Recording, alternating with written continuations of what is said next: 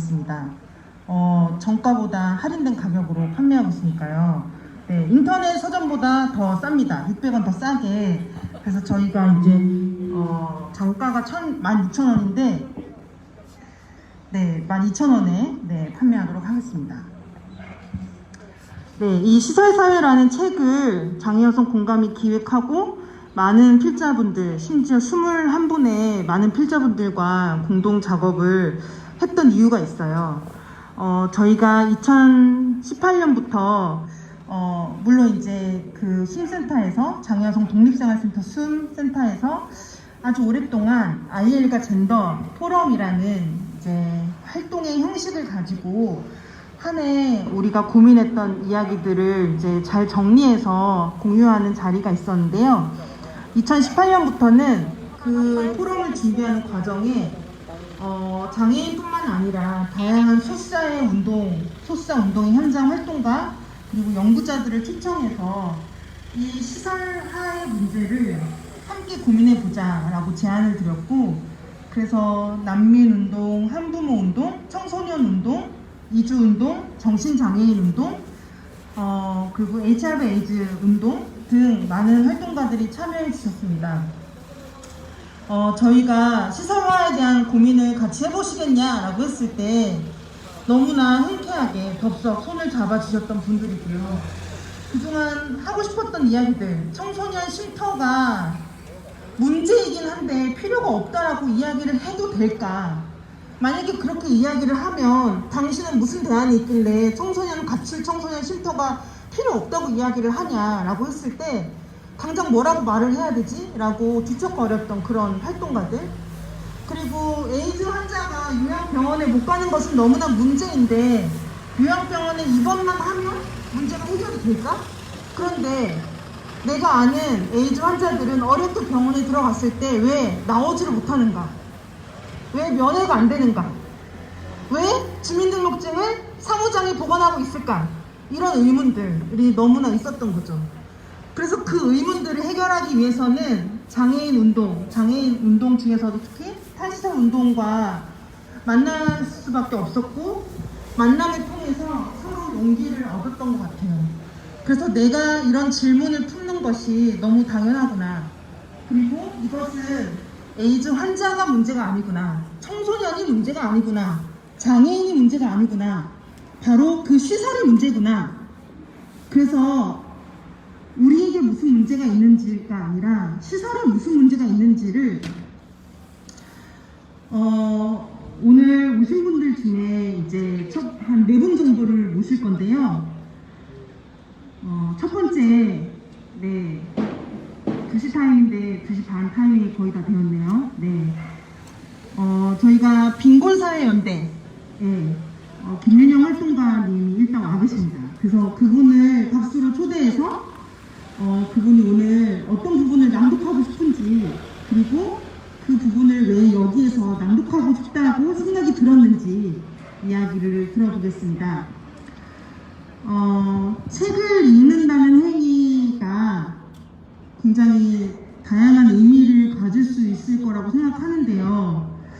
이렇게 낮에 공공장소에서 마이크를 잡고 책을 읽어본 경험은 저도 많지는 않은 것 같아요. 책은 보통 혼자 읽거나 이제 어떤 모임을 통해서 읽게 되는 것 같은데, 우리의 목소리, 책을 읽는 행위들도 지금 굉장히 또 어떤 장애 유형이나 방식에 따라서 많이 달라지고 다양해져야겠지만, 일단 오늘 우리가 눈으로 읽어가면서 그리고 음성 언어로 이것을 낭독하고 우리의 목소리로 이것을 신화재활원 안에 있는 거주인들에게, 그리고 종사자들에게, 원장에게, 그리고 아까 얘기했듯이 여기서 함께 살고 있는 주민들에게, 네, 이 시설사회의 문제점을 함께 알리고, 여기는 시설이고 여기는 시설 바깥이 아니라 이 우리 사회 전체가 시설 사회를 용인하고 시설을 유지해 왔던 이 구조를 함께 떠받치고 있는, 서로 의존하고 있는 그런 사람들이란 자각을 하고, 그래서 나의 삶이 달라지기 위해서는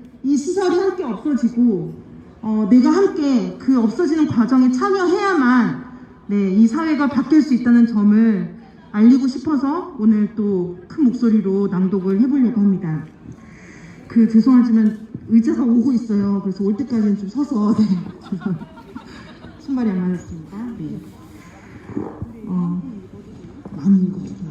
다 읽어주세요. 네.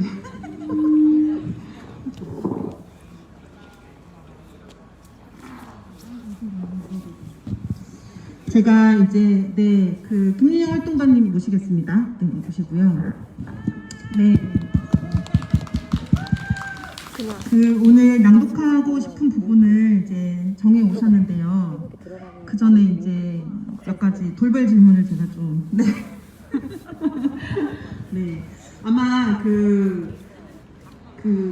오늘 이렇게 오겠다 결정하시면서 이제 단체 안에서 아주 작은 에피소드도 있었던 것 같고 그렇습니다. 그래서 우리가 이제 좀 더 활동을 열심히 해야겠다 이런 생각이 이제 들었는데요.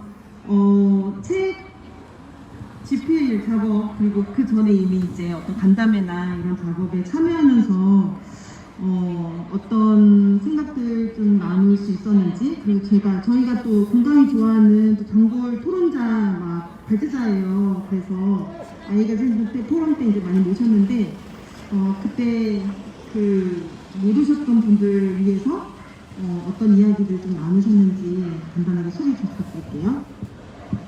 네, 안녕하세요. 빈곤사회연대에서 활동하고 있는 유영이라고 합니다. 감사합니다. 아이가 젠더 포럼에 2년 전부터 참여를 하고 있는데, 이제 3년 됐네요. 3년 전부터 참여를 하고 있는데, 처음 다녀와서 굉장히 많은 얘기를 들었어요. 그러니까 저희가 시설이라는 것을 화두로 정말 다양한 단체에 갖고 있는 운동들이 그 고민을 재구조화하고 문제의식을 확장할 수 있구나라는 거를 깨닫고 기쁨의 발동동을 했던 기억이 나요. 그래서 막 내용을 되게 꼼꼼하게 정리해서 사무국 친구들이랑도 공유를 하고 같이 들었으면 너무 좋았을 텐데 아쉽다 막 이런 얘기도 하고 그랬었는데 어쨌든 저에게는 그래서 너무 벅차고 기쁜 일들이었던 것 같아요. 그래서 빈곤사연대에서 활동하면서 만나는 분들과 해결되지 않는 질문을 항상 맴맴도는 느낌이 있거든요. 그러니까 이게 개인적인 수준에서는 계속 이 구조 안에서는 실패로 돌아올 수밖에 없는 일들이 있는 것 같아요. 복지제도는 언제나 한편으로는 이 사람의 실패가 입증되어야만 제도 안으로 들어올 수 있다라고 얘기하고 이 실패가 입증된 다음에 제도 안에 있는 동안은 여기에서 다시 자립하고 성공하라고 얘기를 하거든요. 근데 이런 두 가지 기준 안에서 우리는 계속 우리의 문제를 개별화하다 보면 계속 실패하는 개인이 될 수밖에 없는 것 같아요. 그리고 성공하더라도 그것은 온전한 자신이라기보다 이 기준에 맞춘 뭔가 내 마음이나 몸을 조각조각 잘라서 어떤 구멍에 넣은 것 같은 이런 상황을 벗어나기가 어려운 것 같은데 이런 것들이 바로 시설이라는 존재를 가지고 있는 우리 사회가 좀 존속해온 방식이 아니냐라는 생각을 하게 되었고 그런 점에서 우리는 조금 더 이 시설을 유지시키는 구조 그리고 시설을 통해서 복지를 계속 유지하는 구조 그리고 시설을 통해서 물리적인 공간뿐만 아니라 관계 안에서 사람들을 밀어내는 구조 이거를 다 같이 뭔가 전복해야 된다. 그래서 이런 시도를 통해서 우리는 실제로 탈시설이라는 것을 좀 가다울 수 있을 것이다라는 생각을 하게 되었던 것 같습니다. 네, 그래서 오늘 되게 오고 싶었는데 타이밍을 못 잡아서 못 오다가 오늘에 제가 신화원 처음 왔는데 오랜만에 여기서 다들 뵈니까 너무 반갑고 오늘 낭독 같이 재밌게 하도록 하겠습니다. 감사합니다. 정말 몇 년, 3년간의 고민과 과정을 압축적인 또 언어로 잘 말씀해 주셔서 너무 감사드리고요. 네, 그때 첫 만남이 열기가 확 떠오르는 것 같습니다. 네. 그러면 한번 낭독을 들어볼까요? 네. 제가 읽을 부분은 친밀한 통제, 시설화의 또 다른 얼굴 강진경님의 글의 일부를 읽어보도록 하겠습니다. 조금 길게 있는데 이렇게 들어주시면 감사하겠습니다. 장애인 학대 사건이 이슈화되는 상황에서 드러나지 않는 문제는 무엇일까? 2018년 장애인 학대 현황 보고서를 보면 학대 행위자 중 가장 높은 비율을 차지하는 집단은 거주시설 종사자였다. 많은 언론이 학대 가해자 1위는 시설 종사자라는 내용에 초점을 두고 보도했다. 하지만 학대 행위자의 비율을 자세히 보면 부모, 배우자, 동거인을 비롯한 친인척이 33.4%에 이른다. 학대 발생 장소도 피해 장애인 거주지가 가장 많았다. 하지만 이런 결과에 대한 분석은 아직 찾아볼 수 없다. 학대 사건의 35%가 거주지에서 발생한다면 집이 시설보다 안전한 공간이라고 말할 수 있을까? 주거 지원이나 소득 보장을 비롯하여 장애인의 일상적인 생활을 유지하기 위한 사회적 지원이 많지 않은 상황에서 한국 사회는 오랫동안 가족에게 모든 책임과 역할을 부여해 왔다. 가족 구성원이 희생하거나 역으로 장애인을 무시, 방치하는 극단적 상황이 생겨날 수밖에 없는 구조이며 그럴수록 집은 위태롭고 불안한 공간이 된다. 특정한 공간, 특정한 집단만이 문제로 여겨질 때 다른 공간과 사람들은 쉽게 초점에서 벗어난다. 학대 현황이 명확하게 보여주고 있음에도 가족이나 애인을 비롯한 친밀한 관계에서 발생하는 폭력과 인권 침해는 아직까지 제대로 분석되거나 중요하게 다루어지지 않는다. 단지 가족을 비롯한 친밀한 사람들도 장애인을 학대한다는 사실을 인식하는 것을 넘어서 왜 어떤 현상은 강조되고 어떤 현상은 가려지는지 면밀하게 파악하는 게 중요하다. 이동석은 한국의 재가장애인 학대 실태에 대한 정확한 자료가 없고 실태 조사도 거주시설 내 인권 침해를 중심으로 이루어져 왔다고 지적한 바 있다. 2017년 경기, 경북, 전남 지역 재가장애인 1,165명을 대상으로 진행한 실태조사에서 학대 가해자는 대부분 가족 내 구성원 또는 가까운 지인으로 밝혀졌다. 이동석은 현재 인권교육이나 학대 방지 교육을 실시하는 집단이 이용시설 종사자, 사회서비스 종사자에 한정되어 있다는 게 문제라고 본다. 그렇지만 형식적인 차원의 인권교육 대상이 지역사회 구성원으로 확대된다고 해서 이런 폭력을 예방할 수 있는 건 아니다. 시설과 지역사회를 이분화하는 방식 자체에 대한 문제의식이 필요하다. 가족이나 친밀한 관계 안에서 폭력이나 인권 침해가 발생할 가능성을 인지하면서 긴장감을 가지고 서로 어떤 관계를 맺을지 고민하고 실천하는 태도를 확산시켜 나가는 게 중요하다. 네, 여기까지 읽겠습니다. 네, 낭독 감사합니다. 제가 이제 좀 많이 읽어도 되니까요. 혹시 더 읽고 싶은 분 계시면 더 읽으셔도 됩니다. 네. 읽어주시는 걸 들으면서 신앙 상황이랑 되게 많이 겹쳐진 것 같아요. 일단 이제 여기 안에도 거주인이 있는데요. 근데 이제 학대 사건에서 1, 2가 이렇게 종사자였고 그 다음에 이제 가족이라고 나오잖아요. 근데 너무 소름이 돋는 것은 많은 경우에 거주인들이 종사자를 엄마나 아빠로 부른다는 거예요. 그러니까 그런 점에서 이 피해와 가해의 관계성이 너무나 유사가족적인 상황들. 그래서 이것은 종사자가 나쁘냐 가족이 나쁘냐라고 따질 수가 없는 이 폭력이 벌어지고 있는 근본적인 원인이 거기에 있지 않을까 이런 생각도 좀 들었던 것 같고, 그래서 일방적으로 보호하는 관계, 거기 안에서 자신의 어떤 결정이나 어떤 평등한 관계를 전혀 꿈꿀 수 없는 관계라면 그게 거주시설이든 집이든 학대나 폭력은 발생할 수밖에 없다 이런 생각이 좀 드는 것 같고요. 한편으로는 그런 얘기도 많이 들었던 것 같아요. 이번 과정에서 우리가 긴급 분산 조치해야 된다, 긴급 탈시설 해야 된다. 왜 거주시설 밖에 사는 사람들은 확진이 되면 가족과도 못 만나고 화장실도 분리하고 이렇게 사는데 왜 여기서는 그런 것들이 통하지 않느냐라고 했을 때 이분들은 여기가 집이잖아요 라고 서울시 공무원이 이렇게 이야기를 했습니다. 네, 감사합니다. 의자가 왔습니다. 네. 방금 책에서 읽어주신 것처럼 어떤 문제를 드러낼 때 어떤 것들은 은폐하고 어떤 것들은 더 강조를 하는 것 같은데요.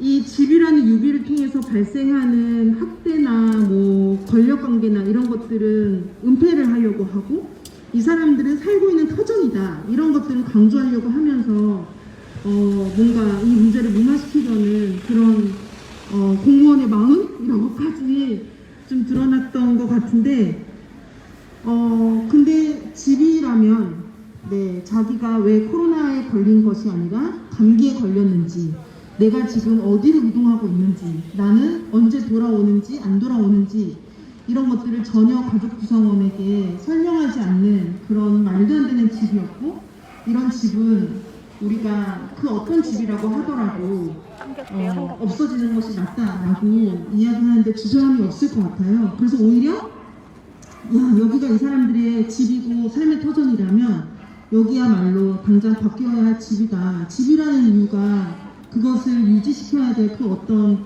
근거도 되지 않겠다라는 생각도 좀 들었던 것 같습니다. 그래서 신혜원과 좀 연결된 생각들이 좀 떠올랐는데요. 이영님이 이 문구를 좀 뽑은 이유, 그리고 좀 뭐 덧붙이고 싶은 이야기들 좀 편하게 이야기해 주시면 좋을 것 같아요. 제가 그 아이엘과 젠더 포럼에 같이 하자고 타림님한테 전화를 받았었는데, 근데 그때 어떤 얘기를 처음에 하셨냐면, 시설 조사를 해보면 여성 장애인이 너무 없다. 왜일까요? 이렇게 질문을 하셨었어요. 그래서 그 고민에서부터 사실 좀 시작을 했던 것 같아요.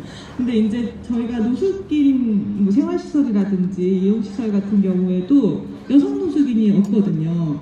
근데 여성 노숙인이 이제 여성으로서 노숙인 정체성을 드러내거나 동선을 공개하는 것이 위험하다 보니까 숨겨지는 면이 있고, 그러다 보니까 지원 체계가 남성을 중심으로 이루어지고, 또다시 그러다 보니까 여성을 포착할 수 있는 기관 자체가 정책적으로 실종되어 버리는 좀 악순환이 한편에는 있는 것 같아요. 그리고 더불어서 뭐 기도원이라든지 아니면 뭐 목욕탕이나 찜질방 같은 데서 이제 노동을 제공하고 잠자리를 얻는 이런 식의 방식들도 많이 있었거든요. 근데 그런 게 지금 오는 비둘기에 그럼 이런 사람들의 상황은 시설화는 안 된 상황이라고 보아야 하는가? 뭐 이런 의문이 또 막 드는 거예요. 이거는 어떠한 노동이거나 혹은 어떠한 좀 박탈인가 뭐 이런 것들에 대해서 생각이 좀 들었는데, 그거에서 또 꼬리를 좀 이어가지고 들었던 생각이, 어쨌든 시설 종사자의 시설 종사자의 폭력이라든지 이런 게 밝혀졌을 때 사람들은 엄청나게 분개하거든요.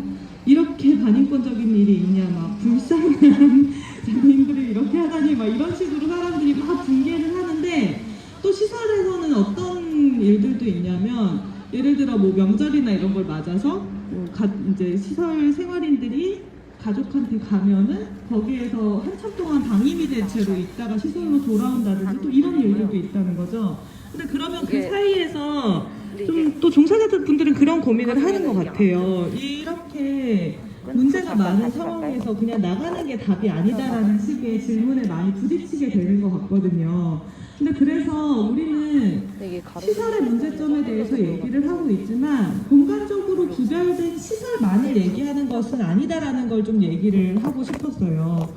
공간적으로 구별된 시설만이 시설을 유지시키는 것은 아니고, 물론 가장 중요한 요소긴 하죠. 가장 중요한 요소이기는 하지만 그것만이 시설을 유지시키는 것이 아니라, 시설을 인정하고 존속하게 하고, 그리고 한 공간에 사람들을 몰아넣는 것이 효율적이다라고 인정하는 이 사회 전체가 우리는 제기하고 싶은 문제다라는 것에 대해서 좀 다시 한번 확인을 하고 싶었던 것 같아요. 그래서 요즘에 이제 뭐 그 가정 내에서 일어났던 아동학대 사건을 비롯해서 굉장히 많은 국민적인 분노가 있죠. 근데 저는 이렇게 분노를 할 때도 우리가 차분하게 무엇을 향해서 분노할 것인가를 잘 토론하고, 그 분노의 지점들을 서로 잘 토의할 필요가 있다고 생각하는데, 이번 신화원 사태와 관련해서 우리가 요구하는 것이 무엇인지에 대해서 다시 한번 확인하고, 우리가 해체하고자 하는 것은 이 하나의 담벼락을 시작으로 사실은 이 사회 전체다라는 것을 좀 여기 계신 분들과 같이 얘기를 하고 싶어서 이번에 요 문단을 좀 택해봤습니다. 네, 감사합니다. 저도 얘기해 주시니까 장면이 생각이 나네요. 전화를 걸었던 장면.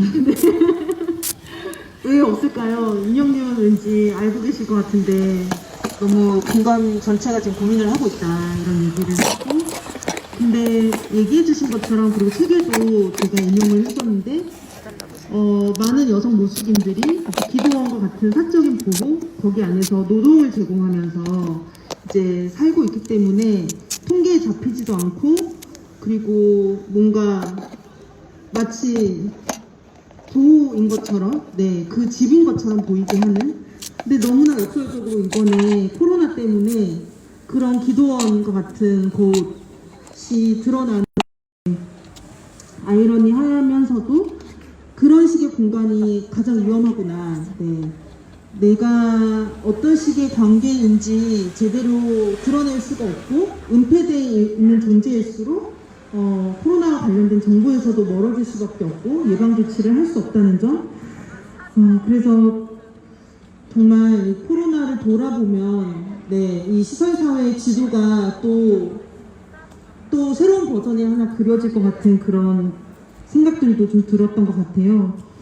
그래서 지금 이제 운영님이 주거권 운동과 이제 홈리스 인권 운동 이제 이런 것들을 하고 계시는데, 그런 것들을 보면서 이 시설화된 삶이라는 게, 우리가 이제 홈리스가 단지 거리에서 자고 있는 되게 눈에 보이는 사람뿐만 아니라 주소지가 없는 사람, 혹은 적정한 주거에서 살 수 없는 사람, 그리고 조금 더 확장하면 내가 살고 있는 터에서 뭔가 자신의 생존을 위해서 자기가 뭔가 자기결정을 하기 어려운 그런 통제적인 삶, 혹은 은폐된 삶, 그리고 노동을 하고 있지만 그 노동에 대한 대가가 전혀 없는 삶들, 이런 삶들이 홈리스라는 개념 안에 포섭이 되거나 혹은 굉장히 긴밀하게 연결되는 지점이라는 생각들을 좀 다시 하게 되면서 이 시설사회에서 이 홈리스 운동이 그동안 해왔던 것들을 좀 더 긴밀하게 연결하고 싶다, 이런 생각들도 좀 많이 들었던 것 같습니다. 네, 마지막으로 신화원 투쟁에 대해서 구호로 정리하실 거 아니에요? 마지막으로 네, 응원의 말씀 일단 부탁드립니다.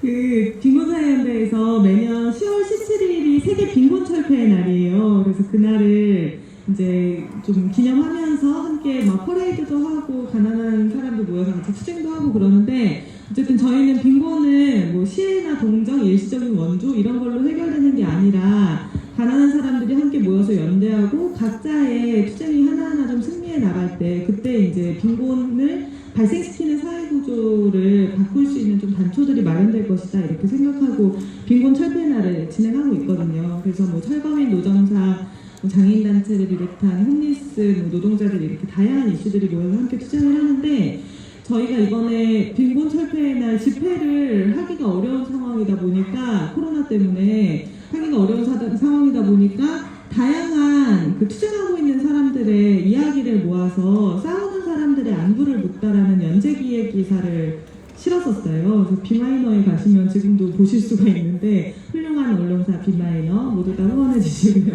네. 근데 거기 가시면 보실 수가 있는데, 거기 인터뷰 쭉 했었던 내용 중에 제가 너무 진짜 빡치고 속상하고 이랬었던 것 중에 하나가 그 LG 여의도에 있는 LG 빌딩, 거기에서 청소를 하고 있는 청소 노동자들에게 건물 내 확진자 발생 정보를 전혀 공유하지 않았다는 거예요. 그러니까 그 건물에 있는 사람 중에 정직원들한테는 공유했는데 용역 직원들한테는 공유를 안 한 거죠. 그래서 건물을 관리하는 사람들, 아니면 건물을 청소를 하고 있는 사람들에게는 확진자 관련한 정보를 공유하지 않았고, 동선이라든지 검진이 필요하다라는 안내조차 전혀 없었습니다. 그래서 저는 그거를 보면서 이 방역이라는, 그러니까 지금 우리가 감염이라는 이 재난 앞에서 얼마나 차별이 구체적이 되는가, 그리고 이 세상에 있었던 기존의 차별을 얼마나 더 극대화시키는 방식으로 재난이 일어나는가도 보고 있지만, 한편으로는 다시 또 방역의 절대 조건은 차별 철폐라는 게 너무 잘 드러나는 것 같거든요. 방역을 진짜로 니들이 할 마음이 있으면 지금까지 현재 발생하는 이런 차별들을 없애기 위한 조치들이 선행되어야 되는 거고, 그런 조치들이 있지 않으면 방역 안 된다. 이게 너무나 중요한 사실이라고 생각하고, 이 신화원 앞에서도 그 얘기를 꼭 하고 싶습니다. 차별 철폐가 방역을 위한 첫 번째 우선 조건이다. 그렇기 때문에 모두가 지역사회에서 살 수 있는 조건을 마련하는 것, 그리고 현재 감염된 사람들에게 평등한 진료의 조건을, 치료 조건을 보장하는 것, 그리고 누구에게나 주거권을 보장하는 것, 이런 것들이 정말 최소한이다. 거기서부터 시작이다라는 마음으로 함께 싸워갔으면 좋겠습니다. 그래서 여기서 오늘은 그래도 날씨가 좀 따뜻한데 되게 추운 날 여러 날 고생 많이 하셨을 텐데 빈곤사연대도 끝까지 같이 열심히 함께 투쟁하고 연대하도록 하겠습니다. 그 마지막으로 제가 읽었던 구절 중에 하나를 우리 다 같이 한마디씩 이렇게 낭송해 보면 어떨까 하는데 제가 읽으면 따라서 읽어주세요. 시설과 지역사회를 이분화하는 방식 자체에 대한 문제의식이 필요하다. 네, 이거를 여기 계신 주민 여러분들과 신화원에 계신 분들이 큰 소리로 들을 수 있기를 바라면서 제 얘기는 마치도록 하겠습니다. 들어주셔서 감사합니다. 네, 너무 감사합니다. 와, 정말 급하게 요청드리고 오셨는데, 네, 1년을 맞춘 합처럼 되게 너무 잘해주셔서 진짜 만족했는데. 네, 그러면 바로 이어서 그 다음 손님을 모셔볼 텐데, 의자가 하나 더 있을까요, 혹시? 손님이 두 분이에요. 아, 네. 그러면, 네, 요양대책위 활동가 두 분을 모시겠습니다. 권미란 활동가님 계세요? 네, 강호님 같이 오시나요? 네, 같이 오시는 걸로 제가 알고 있습니다. 네네, 어서 오세요.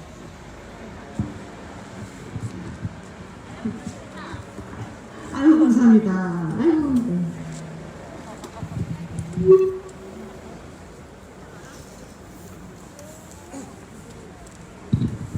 네, 두 분, 정말 제가 부끄럽지만 혹시 틀릴까봐 보고 읽을 거예요.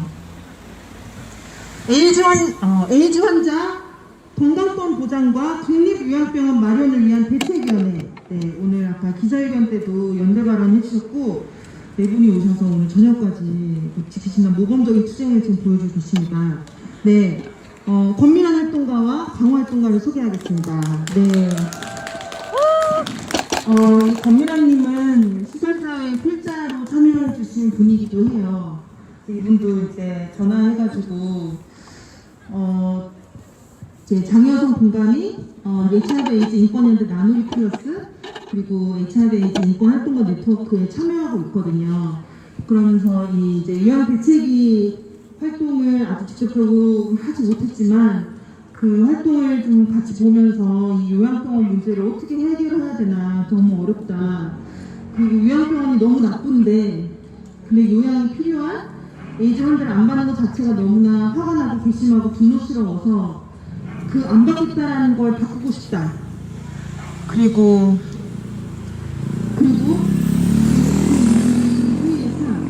요양병원에서 정말 제대로 배우를 받고 있는지 치료를 받고 있는지 그리고 회복이 되면 퇴원을 할 수 있는지, 퇴원한 다음에 어떻게 살아야 되는지, 네, 이 고민들을 하면서 장애인의 삶과 너무나 비슷하고, 너무나 함께 해결해야 될 일이 많고, 장애인이 성공해서 제도를 만들어 왔다면 그 제도 안에 더 많은 사람들이 포함되기 위해서 어떤 노력이 필요할까, 그 활동 지원사, 와 장애인의 관계에서도 고민이 많이 있었어요. 에이즈라는 질병으로 인해서 장애를 가진 사람에게 활동 지원사를 파견할 때 어떤 준비가 필요하지? 라는 질문. 네, 특별한 준비가 필요하지 않는다라는 것을 알게 되기까지 우리의 고민과 확인이 필요했었고, 준비가 필요한 것은 개별적으로 그 당사자에게 무엇이 필요한지를 알아내는 것, 그리고 그 구체적인 활동 지원사가 그 요구에 맞춰서 어떤 준비를 해야 되는지, 그것만이 오로지 필요하지, 에이즈라는 질병을 위해서 특별히 필요한 것이 없다라는 것을 우리가 경험하고 주장할 수 있을 때까지도 시간이 좀 걸렸던 것 같고요. 그리고 에이즈라는, HIV라는 바이러스를 갖고 있는 사람이 활동 지원사로 활동하기 위해서 또 무엇이 필요한지, 그리고 간병사로 일하고 있는 사람들은 지금 어떻게 또 활동하고 있는지, 이런 것들을 알아가는 것이 장애인 운동에게도 너무나 큰 배움이고 과정이었던 것 같거든요. 그래서 아까 이제 앞서 선생님께 제가 다 여쭤봤던 것처럼 건미랑 활동가는 어쩌다가 또 이런 장애여성 공간을 초대에 또 응하게 되셨는지, 또 오시면서 어떤 이야기 하고 싶어서 또 오게 되었는지 좀 소개를 좀 부탁드리겠습니다. 네, 그 에이즈 환자 건강권 보장과 국립요양병원 마련을 위한 대책위원회는 2013년 가을 무렵부터 이제 활동을 시작해서 지금까지 하고 있는데, 그 대책위에서 가장 쑥스러움 많이 타는 두 사람이 오늘 나와가지고 지금 가슴이 벌렁거려서 네, 그렇습니다. 가장 쑥스러움 많이 타는 우리 둘이 어떻게든 한번 해봐야 되는데, 처음에 저희가 이제 그 수동 양사요양병원 수건이라고 하는 그 일을 접하게 된 게 2013년 가을이었어요. 그러니까 그 이전부터 실은 이제 요양병원에서 에이즈 환자를 받지 않았던 거죠. 그런데 이제 장기 요양이 필요한, 돌봄이 필요한 에이즈 환자가 늘어나면서 질병관리본부가 한 민간 요양병원을 지정해서 이제 위탁을 시켰던 거예요. 그 자체가 이미 문제를 내포하고 있는 거죠. 에이즈 환자들은 그 자기가 원하는 요양병원에 그 자기 의사대로 왔다 갔다 할 수 없다라는 그 문제를 이미 내포하고 있는 것이죠. 근데 그 위탁 계약을 했던 병원에서 성폭력, 사망, 각종 인권 침해와 차별이 진행되고 있다는 것을 폭로하는 것, 증언하는 것부터 시작해서 지금까지 오고 있는데, 우리가 이 문제를 접하고 나서 사실 제일 처음에 깨달았던 거는 이제 에이즈 운동을 나름 쎄빠지 하고 있었는데도 불구하고, 실은 내 주변에, 우리 주변에 우리 카메라맨들이 이제 자기의 몸의 상태나 건강 상태 혹은 여러 이제 그 사회적 조건상 다양한 그 상태이기 때문에 돌봄이나 요양이 필요했던 분들이 사실 늘 주변에 있었던 거고, 나 또한 그것을 계속 지켜봤던 건데, 치료는 병원에서 하면 되고 나머지는 지가 알아서 하면 되는 거지라고 생각을 해왔다라는 우리를 먼저 확인을 했던 거예요. 그래서 이제 요양병원에 가야 하셨던 분들의 삶이 어떠했는지, 또 그 지정된 요양병원에서 무슨 일이 있었는지 사실 그동안 관심을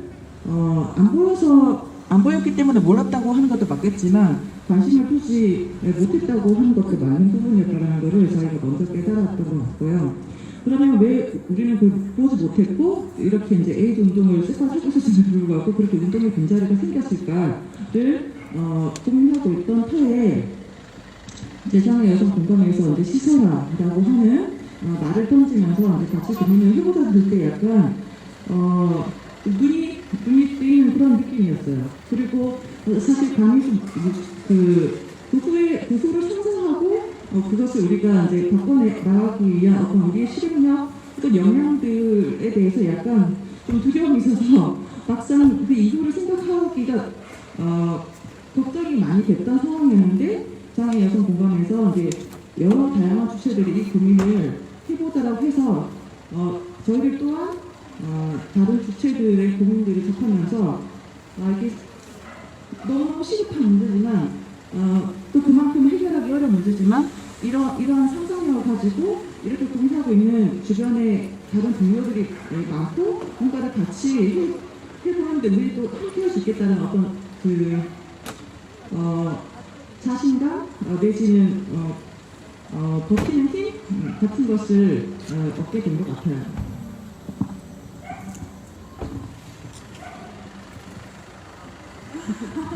네, 마이크 볼까봐 절레절레 섰는데, 네, 표시해 주셨습니다. 아니에요. 네, 정말, 네, 그 초반에 기억을 또 얘기해 주셨는데,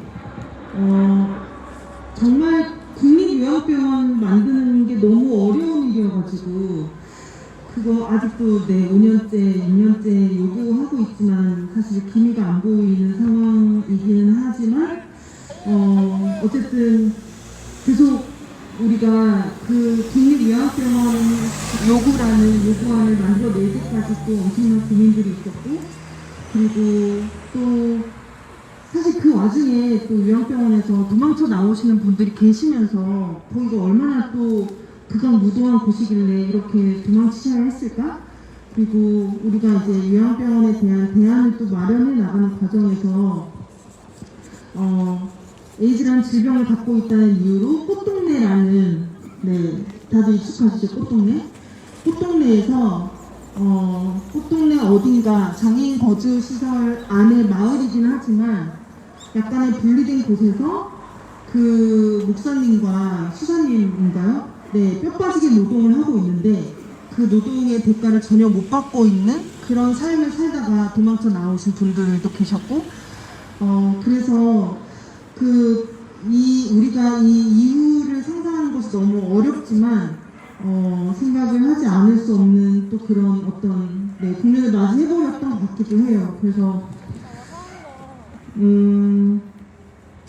이런 지평들이 많이 있다는 것은 정말 이 의제를 아직 본격화하지 않은 운동뿐만이 아니라 저는 정말 강하게 이야기하고 싶은 것이 장애인 탈시 운동을 확장시키고 이것이 얼마나 정당한 운동인지를 계속 확인시켜주는 과정이었기 때문에 정말 상호간의 그런 성장과 도움이었다라는 이야기들을 이 자리에서도 꼭 나누고 싶다는 생각이 들었습니다. 네, 이제 부끄러움을 많이 타시는 분이 이제 가운데 옆에 계시는데요. 제가 이분을 또 그럼에도 불구하고 모신 것은 이제 본인이 쓴 글을 또 본인이 읽을 때 굉장히 고통스러울 수가 있어요. 그래서 범비라는 활동가의 글을 너무 낭독하고 싶은데 이제 좀 많이 힘드실 것 같아서 그걸 좀 대신해달라 이런 또 동료로서, 네, 힘을 좀 주시기 위해서 나오신 것 같습니다. 네. 네, 박수로 응원을 좀 드리고 싶고요. 저한테 다 읽으셔도 돼요. 사실 글이 길지 않기 때문에.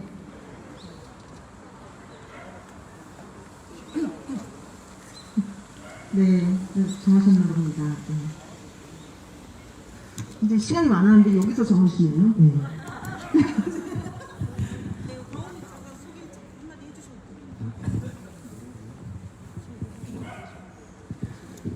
안녕하세요. 강호라고 합니다. 네.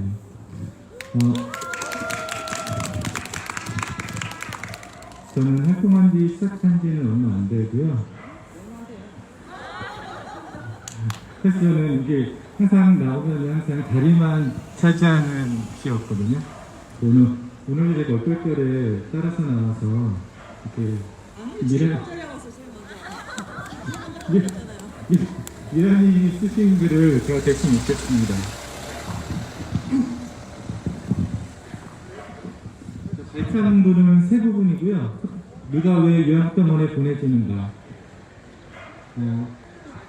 가브리엘이 죽을 고비를 넘길 만큼 아팠던 때가 2006년이 아니라 2010년이었다면 그는 수동연세 요양병원에 가게 되었을지도 모른다. 인권 홀씨상 상품을 동작금 삼아 자립하겠다고 결심하지 않았다면 그는 지금 어디에 있을까?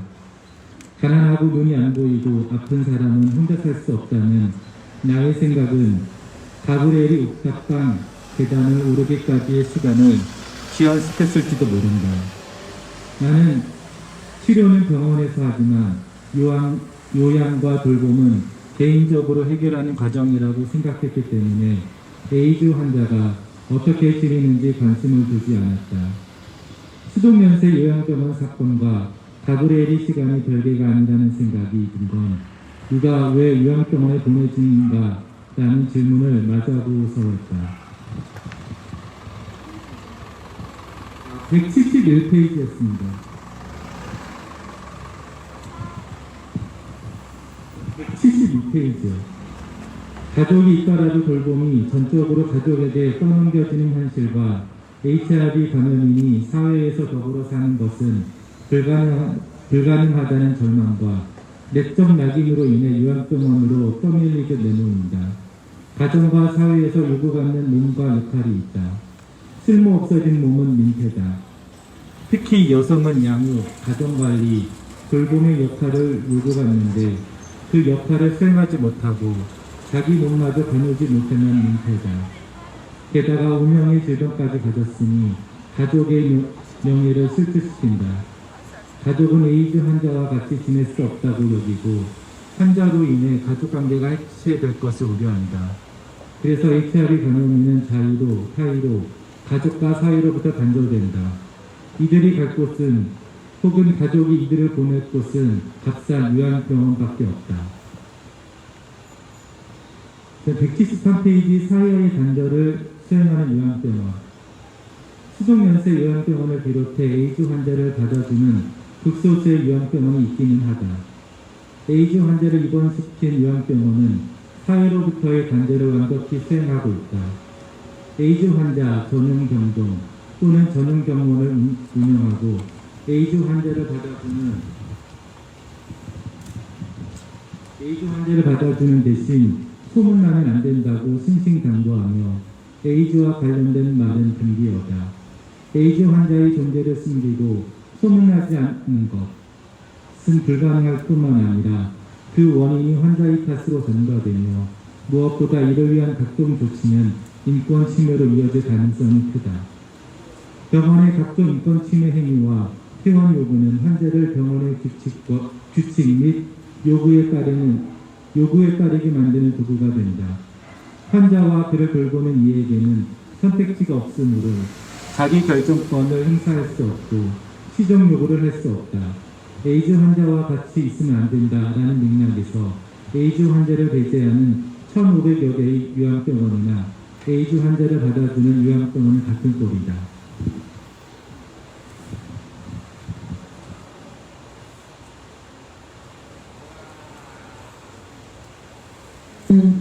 감사합니다. 목소리가 되게 좋으시네요. 혹시 좀 더 읽고 싶은 부분 없어요? 충분합니까?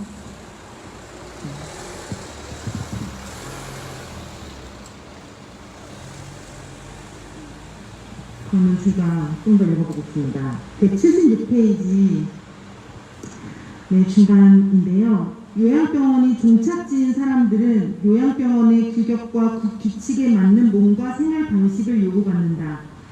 요양병원이 종착지가 되느냐, 요양 후 집으로 돌아가느냐에 따라 요양병원의 역할과 환자의 목표는 달라진다. 에이즈 환자를 받아준다는 병원이 있어 가보니 50대 초반의 에이즈 환자가 누워 있었다. 그의 병상엔 입원 날짜가 2005년이라고 적혀 있었다. 한 병실에 여성과 남성이 같이 있어서 병원에 물어보니 다 거동이 어려운 와상 환자라서 문제없다고 말했다. 아픈 몸이 민폐이고 돌아갈 곳이 없다면 환자는 호전될 필요가 없다. 오히려 급한 치료와 위기를 넘기고 한시름 놓으면 그때부터는 몸이 회복되는 게 걱정이다. 장기 치료와 돌봄이 필요하게 된 아픈 몸을 원망과 부정의 대상으로 삼는 것은 누구인가? 자기 결정권을 존중받으면서 인간답게 늙고 아프고 돌봄을 받기 위해 어떤 질문을 가져야 할까? 요양병원으로부터 배제되지 않으면서 동시에 요양병원에 평생 고립되지 않기 위해 어떤 고민이 필요할까? 나는 윤가브리엘의 말에서 방향을 찾을 수 있었다. 잘 해냈다. 이 말이 어떻게 가능할 수 있는가? 때론 통증과 어지럼증, 기운 없음으로 힘들었지만 가브리엘은 자기가 원하는 방식으로 도움을 받고 자기 몸을 돌봤다. 이것이 가능한 사회적 조건을 만들어야 한다. 우리의 목표는 에이즈 환자에게 좋은 요양병원을 마련하는 것이다. 좋은 요양병원은 에이즈 환자도 태어날 수 있다는 조건을 수반해야 가능하다. 네, 이렇게 끝을 냈습니다.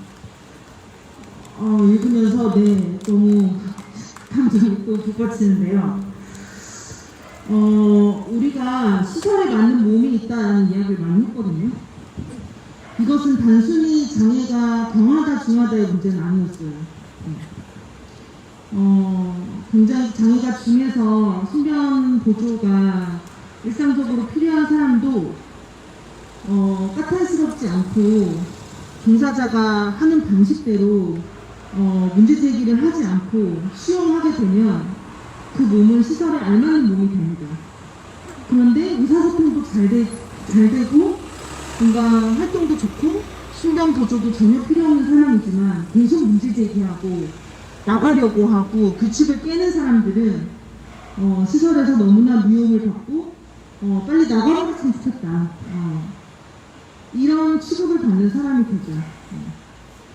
그래서 이 시설이 만드는 것은 이제 격리인데 그 격리는 단순히 그 몸을 붙잡고 있다라는 의미가 아니라 그 격리에 맞게 그 몸을 변화시키고 수능시키고 결국은 의지와 자기결정을 못하도록 만드는 굉장히 일상적으로 작용하는 힘과 권력 이어야만 이 격리가 가능하구나. 사실 신화원 지금 철문이 닫혀있고 잠겨있지만 평소에는 열려있거든요. 네. 그런데도 외출이 빈번하게 이루어지지 않는 것, 일상적으로 정해진 규칙에 따라서 돌아가는 것은 네, 그런 메커니즘이 있기 때문인 것인 것 같아요. 그래서 그런 것들을 계속 발견하는 것 같고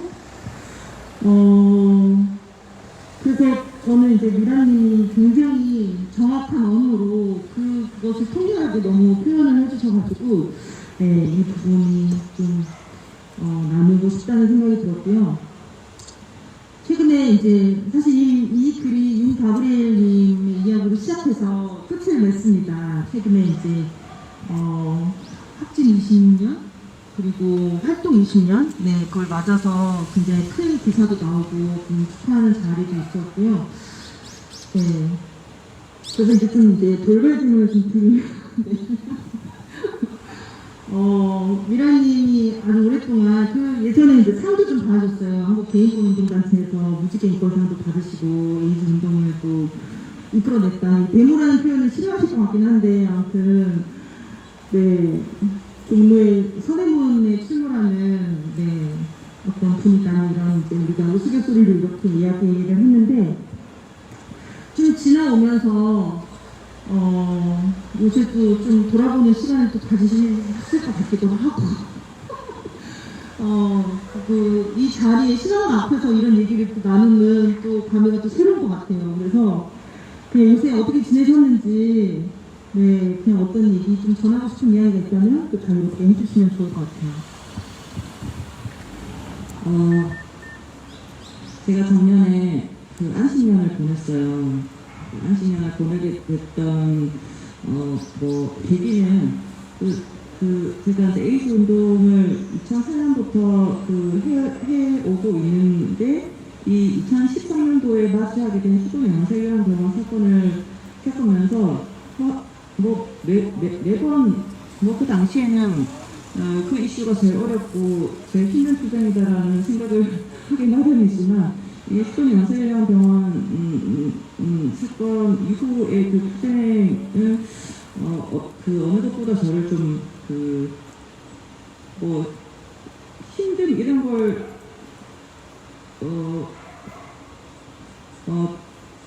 뿐만 아니라 이제 뭔가 자꾸 안 된다라는 얘기 듣다 보니까 제 스스로도 그 내적 낙인이라고 하는 그런 상태에 있는 저를 발견하게 됐어요. 나도 계속 이건 안 되겠지? 라고 하는 생각을 한편에 가지게 되는 그런 상태에 내가 되다 보니 좀 쉬어야 되겠다 이런 생각이 들어서 작년에 안식년을 보냈는데 어쨌든 안식년을 보내는 와중에 이제 코로나 상황이 되면서 또 우리 주변에 이제 이렇게 그 전염병이 메르스 때도 마찬가지였지만 전염병이 유행을 하고 하면 이에 대한 사회의 반응이나 국가의 태도 등등이 굉장히 이제 감염인을 비난하거나 또 심지어는 이제 범죄하거나 이런 경향들이 있으면서 우리 HIV 감염인들이 굉장히 걱정이 많았습니다. 그래서 작년에 아름아름 계속 기사들을 보고 있었고요. 그런 와중에 사실 지금 우리 에이즈 환자들이 이제 마음 놓고 살 수 있는 요양병원이 없는 상황에서 경기도 모처에 한 요양병원에 지금 모여 있어요. 모여 있는데 작년 한 해 동안 이제 이 코로나니까 요양병원에 이제 원래도 되게 폐쇄되고 되게 고립적인 상황이었고 거기는 우리 선생님들 핸드폰을 다 뺏긴 상태이고 또 뭐 가족 면회라든지 이런 것도 잘 안 되고 있는 상황이었는데 이 코로나를 또 계기로 아무도 면회 오지 말고 아무도 이제 왕래를 할 수 없는 그런 상황이다 보니까 어떻게 지내시는지 더 걱정이 많이 되는 상황이었어요. 발만 동동 구르고 있는 상황이었는데 이제 이 신화원에서 이제 코로나 확진의 유행이 있고 이제 긴급 탈시설을 대안으로 이제 요구하는 이제 기자회견 등등등이 벌어지는 걸 보면서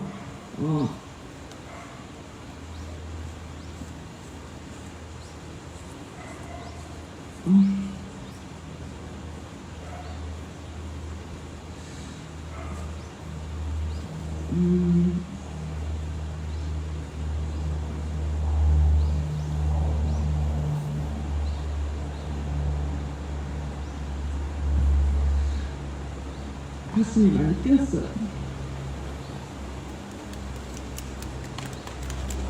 그리고 무엇보다 지금 이 상황이 이제 여기저기 요구를 하고 항의를 하고 또 대안을 제시해가면서 서울시도 만나고 여기저기 만났고 아주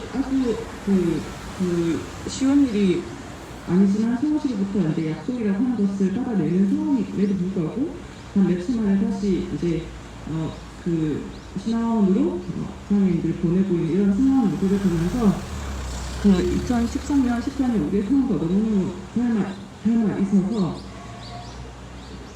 가슴이 되게 많이 뛰었어요.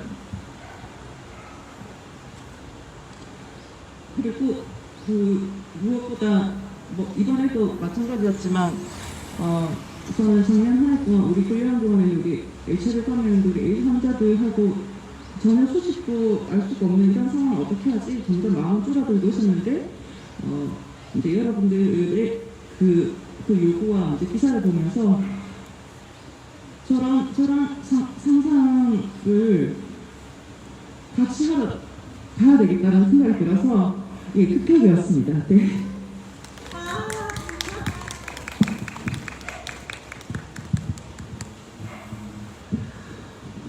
네.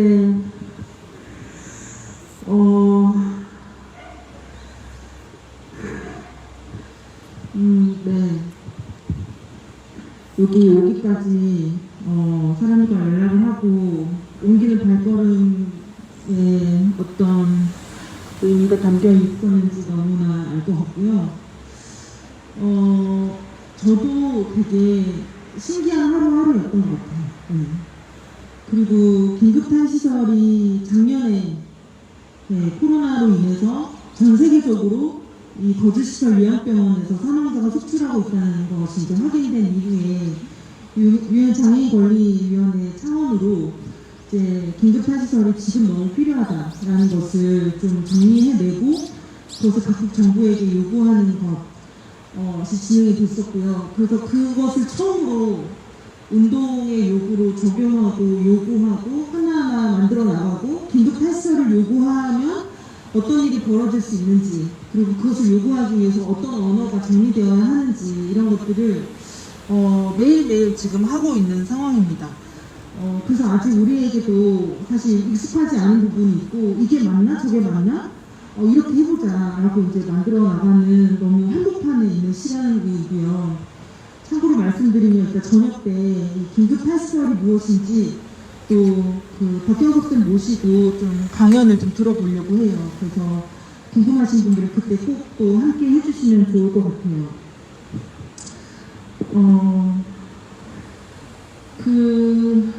핸드폰을 뺏는 것은 참 전통적인 억압의 기술인가 봐요. 그죠? 고문 기술 같이 어디서 매뉴얼이라도 있는지. 네. 그게 지금 우리 사회에서 핸드폰이 가지고 있는 소통의 역할들이 너무나 알기 때문인 거고, 몸이 거기 있기 때문에 소통을 한다고 해도, 그리고 가족들이 다른 대안이 없기 때문에 소통을 한다고 해도 뾰족할 수가 없다는 걸 알면서도 그 핸드폰조차 뺏어버린다는 것이, 네, 지금 코로나 시대에 어떤 것을 의미하고 있는지 되게 강한 느낌으로 오기도 하지만 또 정확한 언어로 설명해내고 싶다라는 생각들도 드는 것 같고요. 오히려 코로나 때문에 정말 많이 어렵고 어려운 상황을 맞이한 건 분명히 맞는 것 같아요. 그런데 이런 정말 재난의 시기를 거치면서 우리가 세상을 보는 방식이 조금 더 달라지는 것들도 분명히 있는 것 같고, 우리가 확신하지 못했던 어떤 문제들을 너무나 똑똑하게 확인을 해버린 그런 과정들도 분명히 발생하고 있는 것 같아요. 그래서 네, 지금 1년간 쉬시고 복귀하신 이 시점에서 함께 뭔가를 할 수 있다는 점이 저에게도 너무나 심장 떨리고 기대되는 측면들이 있고, 아마 위안대책위를 지켜온 네, 강원님이나 도경님이나 광우님, 네, 오늘 같이 오셨던 이분들도 너무 두 팔 벌려 환영하고 계실 것 같습니다. 혹시 강원님 뭐 해주고 싶은 얘기 있으실까요?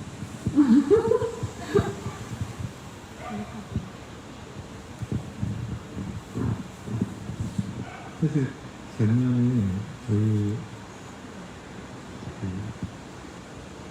저희 그 경기도에 한 요양병원이 저희 환자를 받아주고 있는데, 거기에 있는 저희 형제분들이 모두가 다 와상 환자만 있는 건 아니거든요.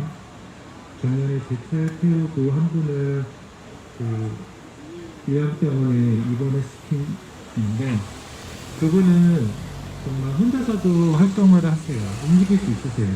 그리고 되게 주변에 운동도 혼자서도 충분히 하시고, 그런데도 불구하고 그분은 작년에 요양병원으로 입소를 하셨거든요. 그분이 요양병원에 입소하시는 이유는 가족으로부터 단절이 됐고요. 그리고 주변 사회에서부터의 돌봄을 더 거절이 된 분이어서 그분은 요양병원으로 갈 수밖에 없었거든요. 되게 안타깝죠. 누군가가 조금만 도움을 손만 내밀어주면 같이 우리 같은 사회에서 같이 생활할 수 있는데, 그럴 수 없던 케이스여서 정말 참 같은 너무 그렇습니다. 그게 가장 말씀드리고 싶었던 케이스인 것 같아요.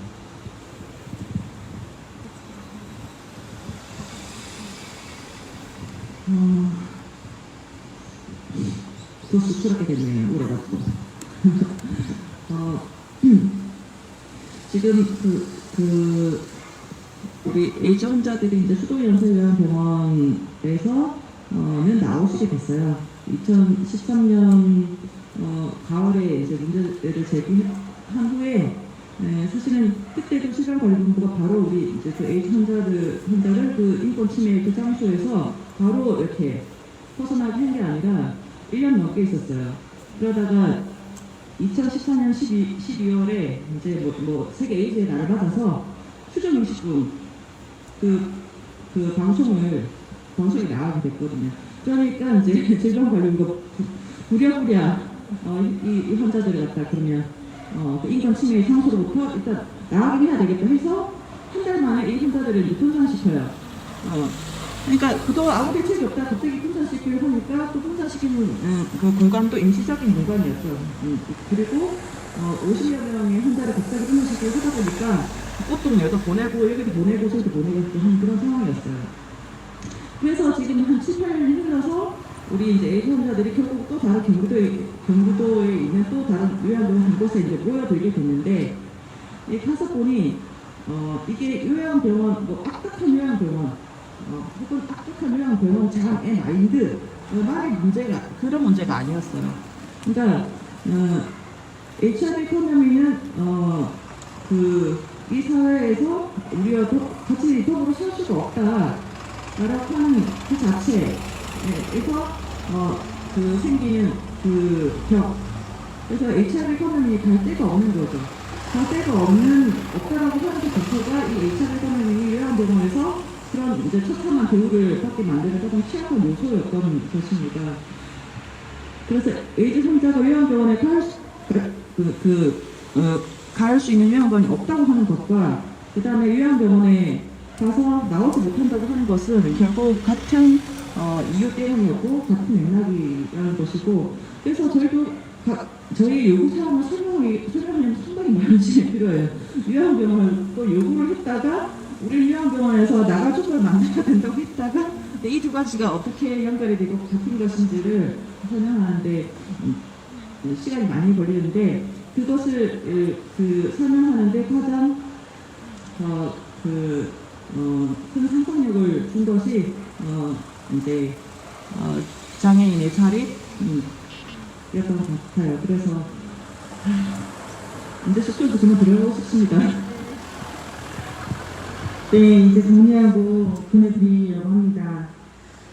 이제 강원님 얘기해 주신 것처럼, 그러니까 혼자서 활동하실 수 있고, 요양병원 안에서 스스로 운동도 하시는 분이 정말 갈 곳이 없어서, 살 곳이 없어서 요양병원에 계시다는 점이, 네, 정말 충격적이죠. 네.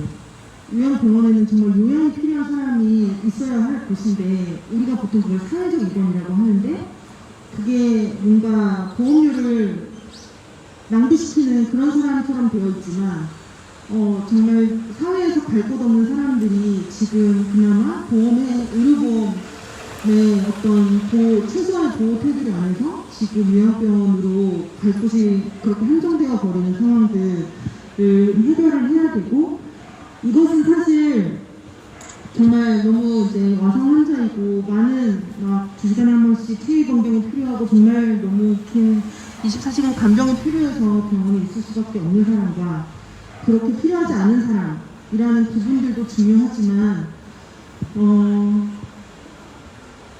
그래서 정말 자기가 정말 장애인 활동 지원 서비스 하루에 4시간 정도면 너무나 충분하게 지역사회에서 살 것 같은 그런 사람. 그래서 왜 이 장애인 활동 지원 제도가 이렇게 더 필요한 사람에게 적용되지 못할까. 장애인으로 등록되지 않은 사람에게 이 제도를 적용하기 위해서 지금 장애인 운동을 하고 있는 장애인 등록제도 폐지 운동이 장애인 등록제 폐지 운동에 연결해서 얼마나 중요한가를 지금 온몸으로 증언하고 계시다라고 생각을 하고요. 그래서 장애인 등록제 폐지 운동을 정말 늦출 수 없겠다라는 생각. 이것은 복지제도의 성격을 바꾸고 정말 시혜가 아니라 권리로서 필요한 사람 누구에게나 그런 서비스를 요구하면서 내 집에서 살 수 있도록 하는 것, 이런 문제들이 해결이 되어야만 지금 에이즈 환자들이 요구하는, 그리고 HIV/AIDS 인권운동에서 이야기하는 좋은 요양 서비스, 하지만 퇴원이 전제된, 퇴원을 목표로 하는 요양 서비스라는 요구가 정말로 의미가 있을 것 같아요. 그래서 이 두 가지 요구, 장애인 등록제 폐지와 좋은 요양 서비스를 요구하는 운동이 앞으로 조금 더 긴밀하게 연결되고 서로 힘이 되었으면 좋겠다라는 생각을 하면서 두 분 박수로 보내드리면 좋겠습니다. 수고 많으셨습니다. 네, 이제 세 번째 손님을 맞이하겠습니다. 김순남 대표님 어디 계신가요? 네, 가족 구성권 연구소라는 곳에서 대표를 맡고 계신 김순남 동지를 모시겠습니다. 큰 박수로 맞이해 주세요. 멀리까지 또 오시네요.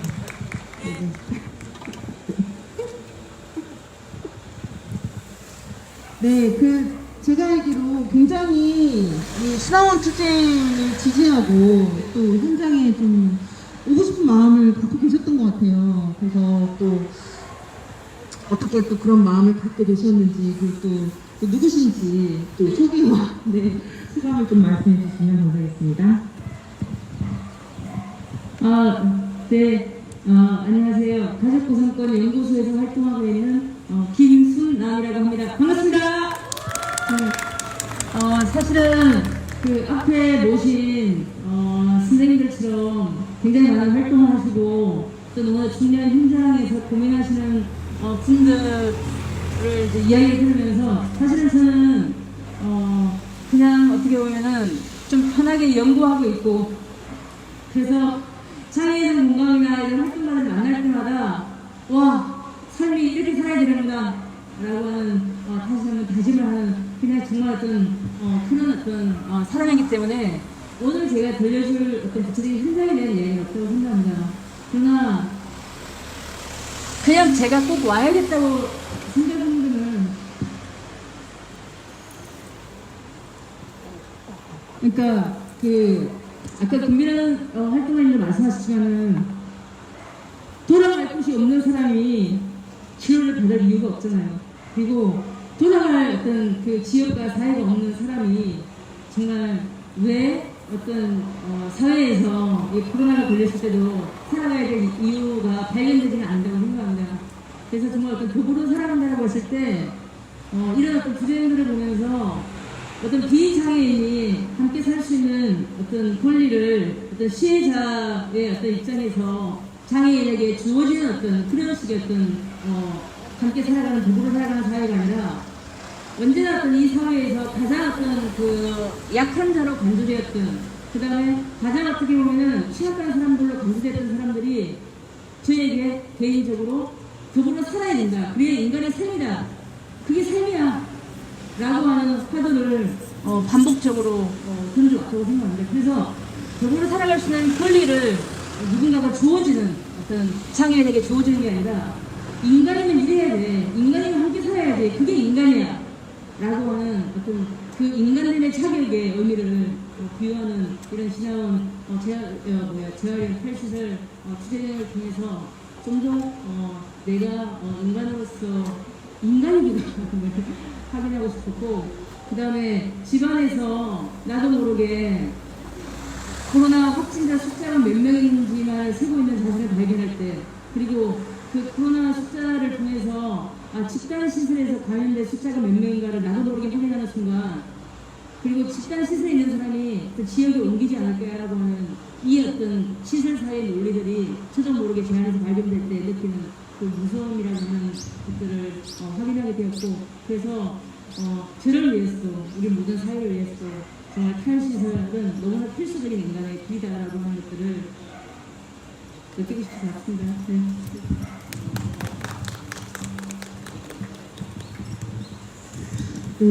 저희가 이렇게 투쟁을 알리고 함께 하자는 제안을 정말 정확한 의미로 받아주신 것 같고, 네, 내가 인간임을 확인하고 나 스스로 느끼고 요구하고 싶어서 이 자리에 왔다라고 얘기를 해주셔서 정말 같은 마음을 공유하고 있는 것 같아요. 근데 이렇게 목소리를 들으시니까 집에서 연구만 하신 분 같지는 않죠. 네, 굉장히 배에 또 단전으로 또 발음하시는 분이어가지고 굉장히 집회에 어울리는 목소리를 갖고 계시거든요. 그래서 또 이 자리에 잘 오셨다 이런 또 네, 환영의 말씀을 드리고요. 혹시 오늘 어떤 거? 네네. 너무 많은 것들인데.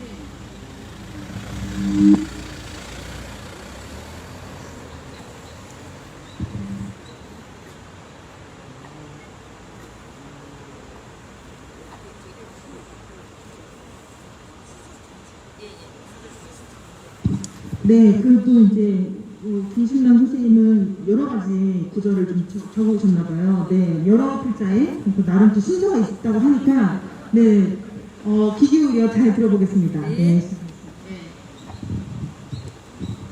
제가 맨 먼저 이제 이 구절에 마음을 두게 된 거는 이제 시설화가 뭐냐. 그래서 시설화는 지배 권력이 특정 개인이나 집단을 보호 관리 대상으로 규정하고 사유와 분리하여 권리와 자원을 차단함으로써 불능화, 무력화된 존재를 만들며 자신의 삶에 대한 통제권을 제한하여 정체성을 상실시키는 것이라고 할 수 있다.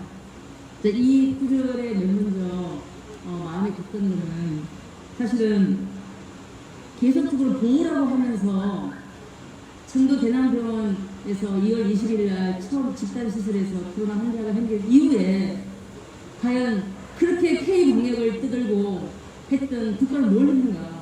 그리고 계속적으로 보호의 대상이라고 이야기하고 있지만 그 보호는 계속적으로 감금의 논리를 정당화하는 방식으로 이루어졌구나 이런 것들을 다시 한번 확인하게 되는 첫 번째 중요한 어떤 구절이라서 마음에 왔고, 그 다음에 두 번째 글은 사실 제목부터 시설화된 관계를 넘어서 동료 시민으로 살아가기, 이 구절을 제가 어제 집에 앉아가지고 이 구절 앞에서 한참을 생각을 많이 했던 것 같습니다.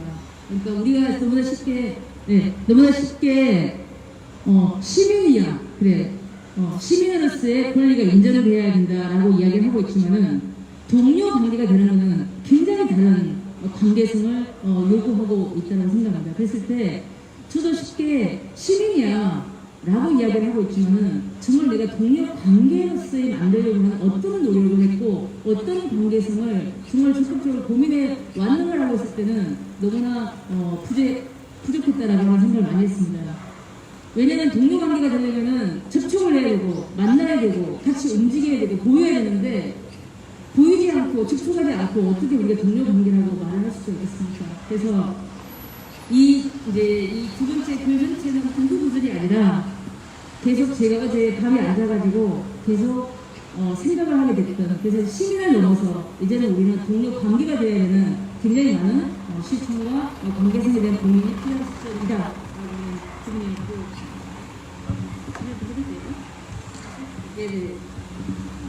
그 다음에 사실은 세 번째 구절은 시설 문제가 우리 사회의 불평등을 모두 설명할 수는 없지만 불평등이 어디서 나타나는지, 어떤 사람들이 삶의 터전과 관계를 잃어버리고 보이지 않는 곳으로 이동함으로써 불평등이 심화되는지 드러낼 수는 있다. 시설 사회에 대해서 우리가 제대로 인식한다면 누구도 이 부정의에서 자유로울 수 없다는 것을 인정하고 그 연결성을 통해 불평등에 공모하는 것이 아니라 해방을 위한 조직화에 기여할 수 있을 것이다가 이제 마지막으로 또 생각을 많이 하는 구절입니다. 왜냐하면 지금 이제 코로나 상황에서 국가는 계속 취약한 사람들을 분류하잖아요. 누가 취약하고 누가 약하고. 그런데 지금 코로나에서 보여지는 하나 질병에 취약한 몸들이 아니라 국가가 얼마만큼 질병에 취약하다는 몸을 통해서 폭력을 준다는 거예요.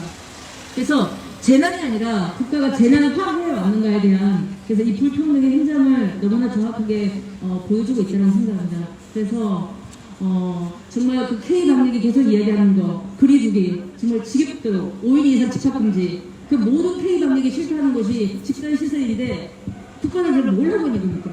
그래서 K 방역의 실패를 인정하고 정말 거리두기가 가능한 자신의 삶의 통제가 가능한 곳으로 사회 시설을 하는 것 자체가 정말 K 방역의 완성이지 않을까라고 하는 생각으로 이 세 번째 구절을 생각해 보았습니다. 네, 정말 그래서 긴급 헬스 주장이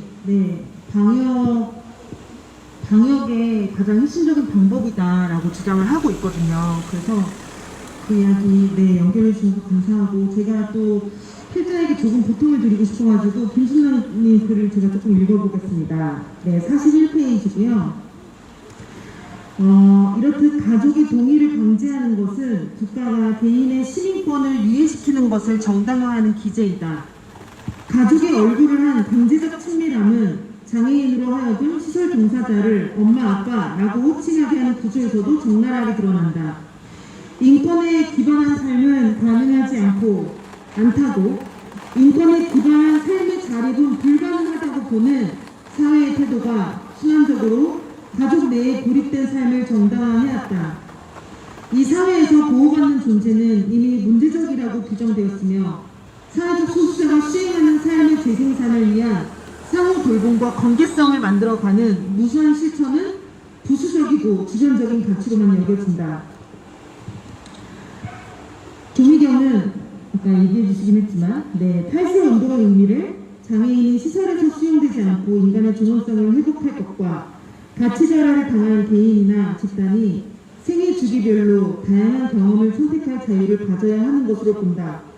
이러한 맥락에서 탈세 운동은 생애 과정에서 다양한 삶을 선택하고 꿈꿀 수 있는 권리를 침해당하며 통제 가능한 몸으로 구성된 많은 이들의 삶과 연결된다. 탈세 운동이 단순히 시설로부터 떠나는 것을 넘어 주류가 상상해온 가치의 변형을 의미할 때 강제된 장소, 강제된 관계에서 벗어나려는 다양한 삶의 영역과 교차하게 된다. 마지막 문단을 읽고 싶어요. 44페이지인데요. 사회는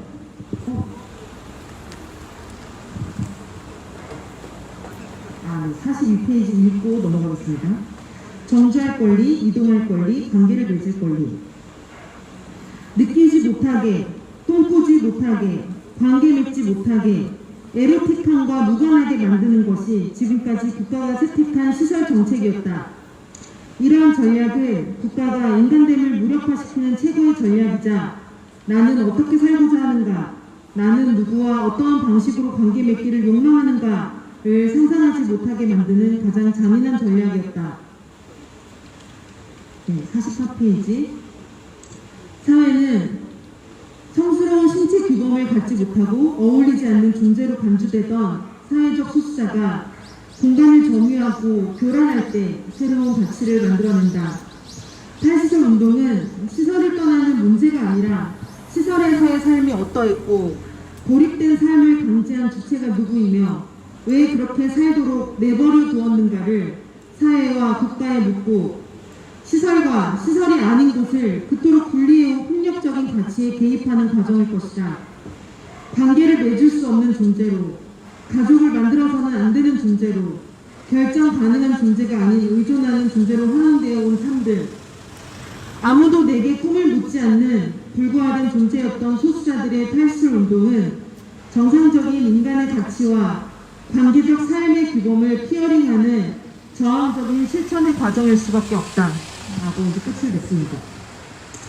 그래서 그 탈출 운동을 굉장히 좀 교차적으로 또 확장된 언어로 좀 표현을 너무 잘 해주셔가지고 많은 사람에게 좀 도움이 됐던 것 같고요. 혹시 또 이 글을 쓰시면서 좀 기억나는 것들이나 좀 덧붙이고 싶은 얘기?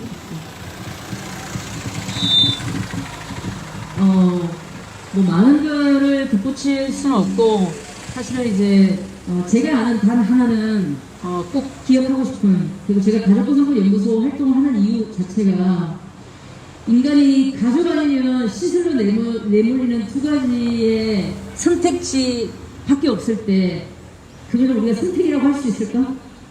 그리고 사회가 비어있는, 그러니까 어떤 가족의 이름 아니면은 가족에게 버림받은 어떤 존재로서의 시설화, 이런 어떤 구도에서 과연 인간의 존엄이 우리가 이야기할 수 있을까라고 생각합니다. 그래서 정말 끊임없이 그 어떤 이 가족의 얼굴을 통해서 오답을 전당해 왔다는 거죠. 그러니까 우리가 가족이라고 하면은 엄마, 아빠, 굉장히 유계적인 어떤 관계를 전당하는 것 자체가 가족의 친밀성이었고 가족의 얼굴이었다고 생각합니다. 그 논리가 굉장히 어떤 인간을 무력하게 만들어가는 논리에 너무나 정당하게 사용되면서 시설 안에서도 엄마, 아빠, 왜 엄마, 아빠냐고요? 이런 식의 어떤 이거 자체가 우리가 상상하는 친밀함이 왜 그밖에 없냐고. 어떤 인간이 어떤 자율적이고 평등하지 않고 강제되는 모든 관계의 이름 자체가 얼마만큼 인간의 삶을 고립화시키고 무력하게 만드는가, 그런 것들을 저는 정말 많이 이야기하고 싶었고 우리가 더 많이 이야기하고자 이제 연구소 활동을 하고 있다고 생각합니다. 그래서 앞으로도 장애인 공감이나 여러 활동가 분들을 통해서 많이 배우면서 함께 더 많은 활동을 이어나가고자 합니다. 그리고 무엇보다 함께 살고 싶습니다. 맞습니다.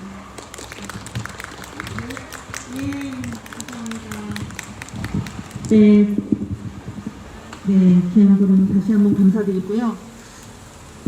저희가 이제 온라인으로도 좀 이제 낭독에 참여하고 싶은 분들 계시는지 좀 신청을 받았고, 그래서 필자분 중에 이제 김은정님과 한나님이 이제 참여를 해주셨고요. 그리고 또 이제 성적 권리와 재생산 정의를 위한 센터 쉐어의 나연 대표님도 온라인 낭독을 신청을 해주셨어요. 근데 그 세 분의 공통점이 뭐냐면 모두 정근배님의 글을 뽑아주셨거든요. 그래서 이 정근배님의 글을 좀 전체적으로 좀 낭독을 해보면서 이 글을 함께 음미해보면 어떨까 이런 생각이 좀 들었어요. 그래서 그거를 좀 부탁을 드리려고 합니다. 그래서 장희여성 공감의 고나영 활동가님과 이진희 활동가님 앞으로 모시고 이야기 이어가도록 하겠습니다. 박수로 맞이해주세요.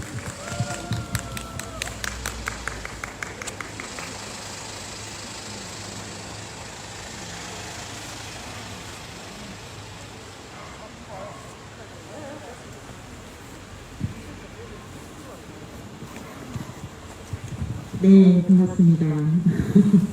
또 이렇게 보니까 좋네요.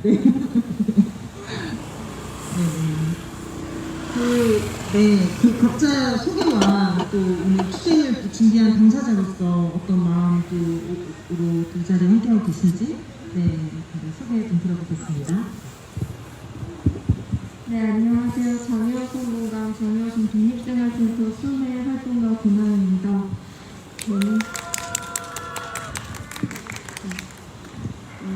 저는 지금 신화원 집단 감염이 발생한 이후에 거주인분들하고 했던 통화 내용이 많이 기억에 나는데요. 작년 한 해 코로나가 터지고 나서부터 이제 전화할 때마다 항상 언제 만나요? 라고 물어보셨는데 그때마다 제가 했던 대답은 곧 만나요.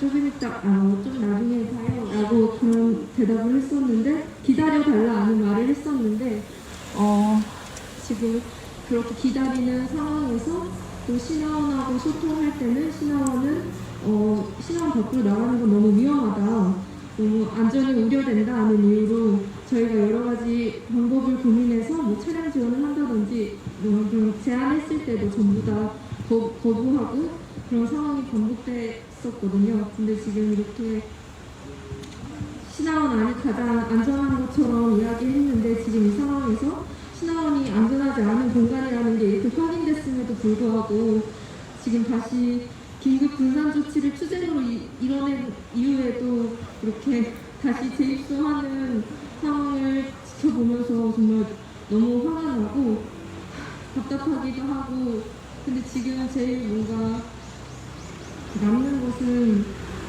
여기 계셨던 저희가 만났던 분들의 이야기가 아니라 뭔가 신화원이 했던 말들, 그러니까 거주인분들이 오고 싶어서 다시 재입소했다는 말이나 송파구청이 그거는 우리가 뭐 어떻게 할 수 없는 일이다 라고 말한다던가, 그리고 서울시가 이렇게 여러 면담을 통해서 합의안을 마련하고 약속을 했음에도 그걸 전혀 이해하고 있지 않은 이 상황만 뭔가 남고 거주인분들의 목소리를 듣지 못하는 게 너무 가장 답답한 것 같고요. 네, 긴급 탈시설이 이행되고 이제 탈시설 지원 체계가 구체적으로 확립될 때까지 계속 진짜 기다리지 않고 물러서지 않고 투쟁하고 싶습니다. 네. 투쟁. 네, 장희여성 공감의 진이라고 하고요. 오늘 준비하면서 아까 사회 보시는 타인님도 얘기해 주셨는데 너무나 이 시설 사회라는 문제의식, 그리고 너무 넓게 얽혀 있는 이 시설화된 구조들에 대한 문제는 상당히 치밀하고 복잡한데 근데 문제를 해결할 수 있는 방법은 그 실마리 하나를 갖기가 너무 어려운 거예요. 이분들께서, 거주인분들께서 집단 감염 소식을 듣고 저희가 그 이후에 이제 거주인들이 이동했던 좀 동선을 생각하게 되는데요.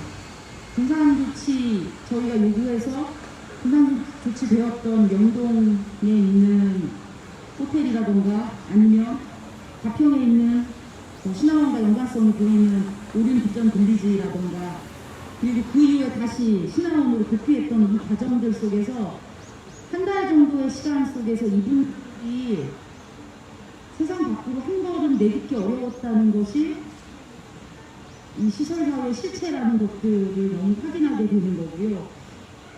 이 세상 밖으로 한 걸음 내딛는 과정을 만들기 위해서 오늘 저희가 모였고, 그리고 연대하면서 무엇을 계속 부술 것인가를 생각하게 되는 것 같고요. 그 실마리는 앞으로 신화원 투쟁에서 계속해서 실마리들이 이어져야 된다는 생각이 들었습니다.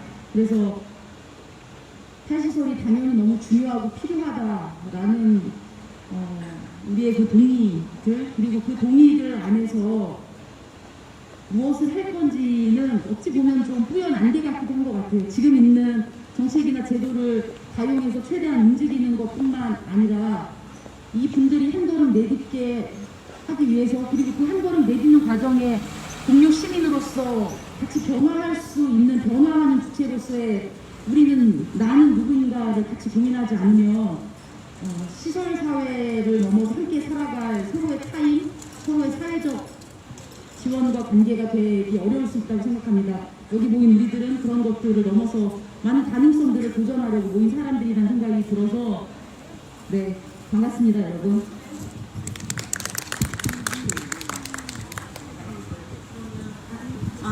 아닙니다. 네. 그래서 매일매일 역사를 쓰는 기분들이기도 하고요. 내가 말씀해 주신 것처럼 내가 변화하는 과정이라는 생각이 너무 많이 들고, 아까 이제 신남쌤도 이제 동료 시민 되기라는 방식을 정말 구체적으로 고민해보고 싶다라는 제안을 해주셨는데, 이 낭독회 준비하면서 이 낭독이 단순히 시설사회 문제를 알리는 것뿐만 아니라 내가 어떻게 살고자 하는지, 그리고 신화 거주인들과 어떻게 동료 시민으로 맺어갈 수 있는지를 맞이하는 그런 시작이 되면 좋겠다, 이런 마음을 좀 가지게 됐던 것 같습니다. 그 정동배님의 글을 여러분이 꼽아주신 이유가 있을 것 같아요. 실제로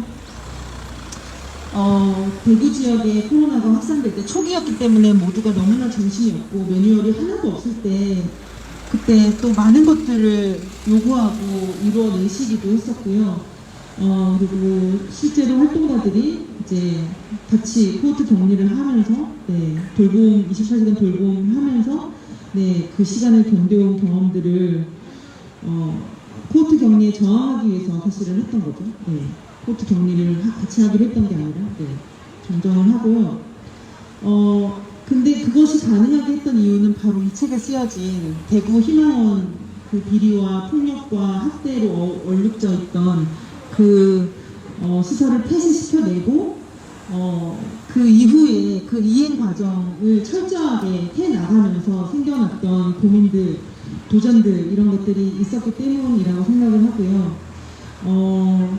지금 이 글을 다시 읽으면서 이 신화원이 정말 폐쇄되면 우리는 그 다음에 어떤 일을 해야 되지? 그 다음에 어떤 일들이 벌어질지? 이런 것들을 구체적으로 볼 수 있는 굉장히 소중한 글이기도 합니다. 그래서 이 자리에서 함께 낭독을 해보겠습니다.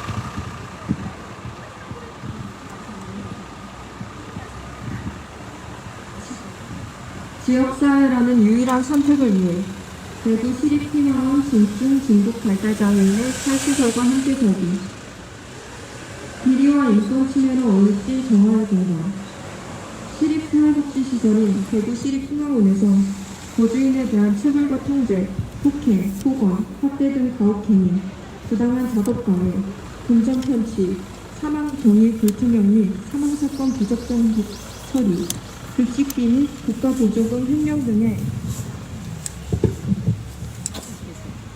인권 침해와 비리가 일어났다.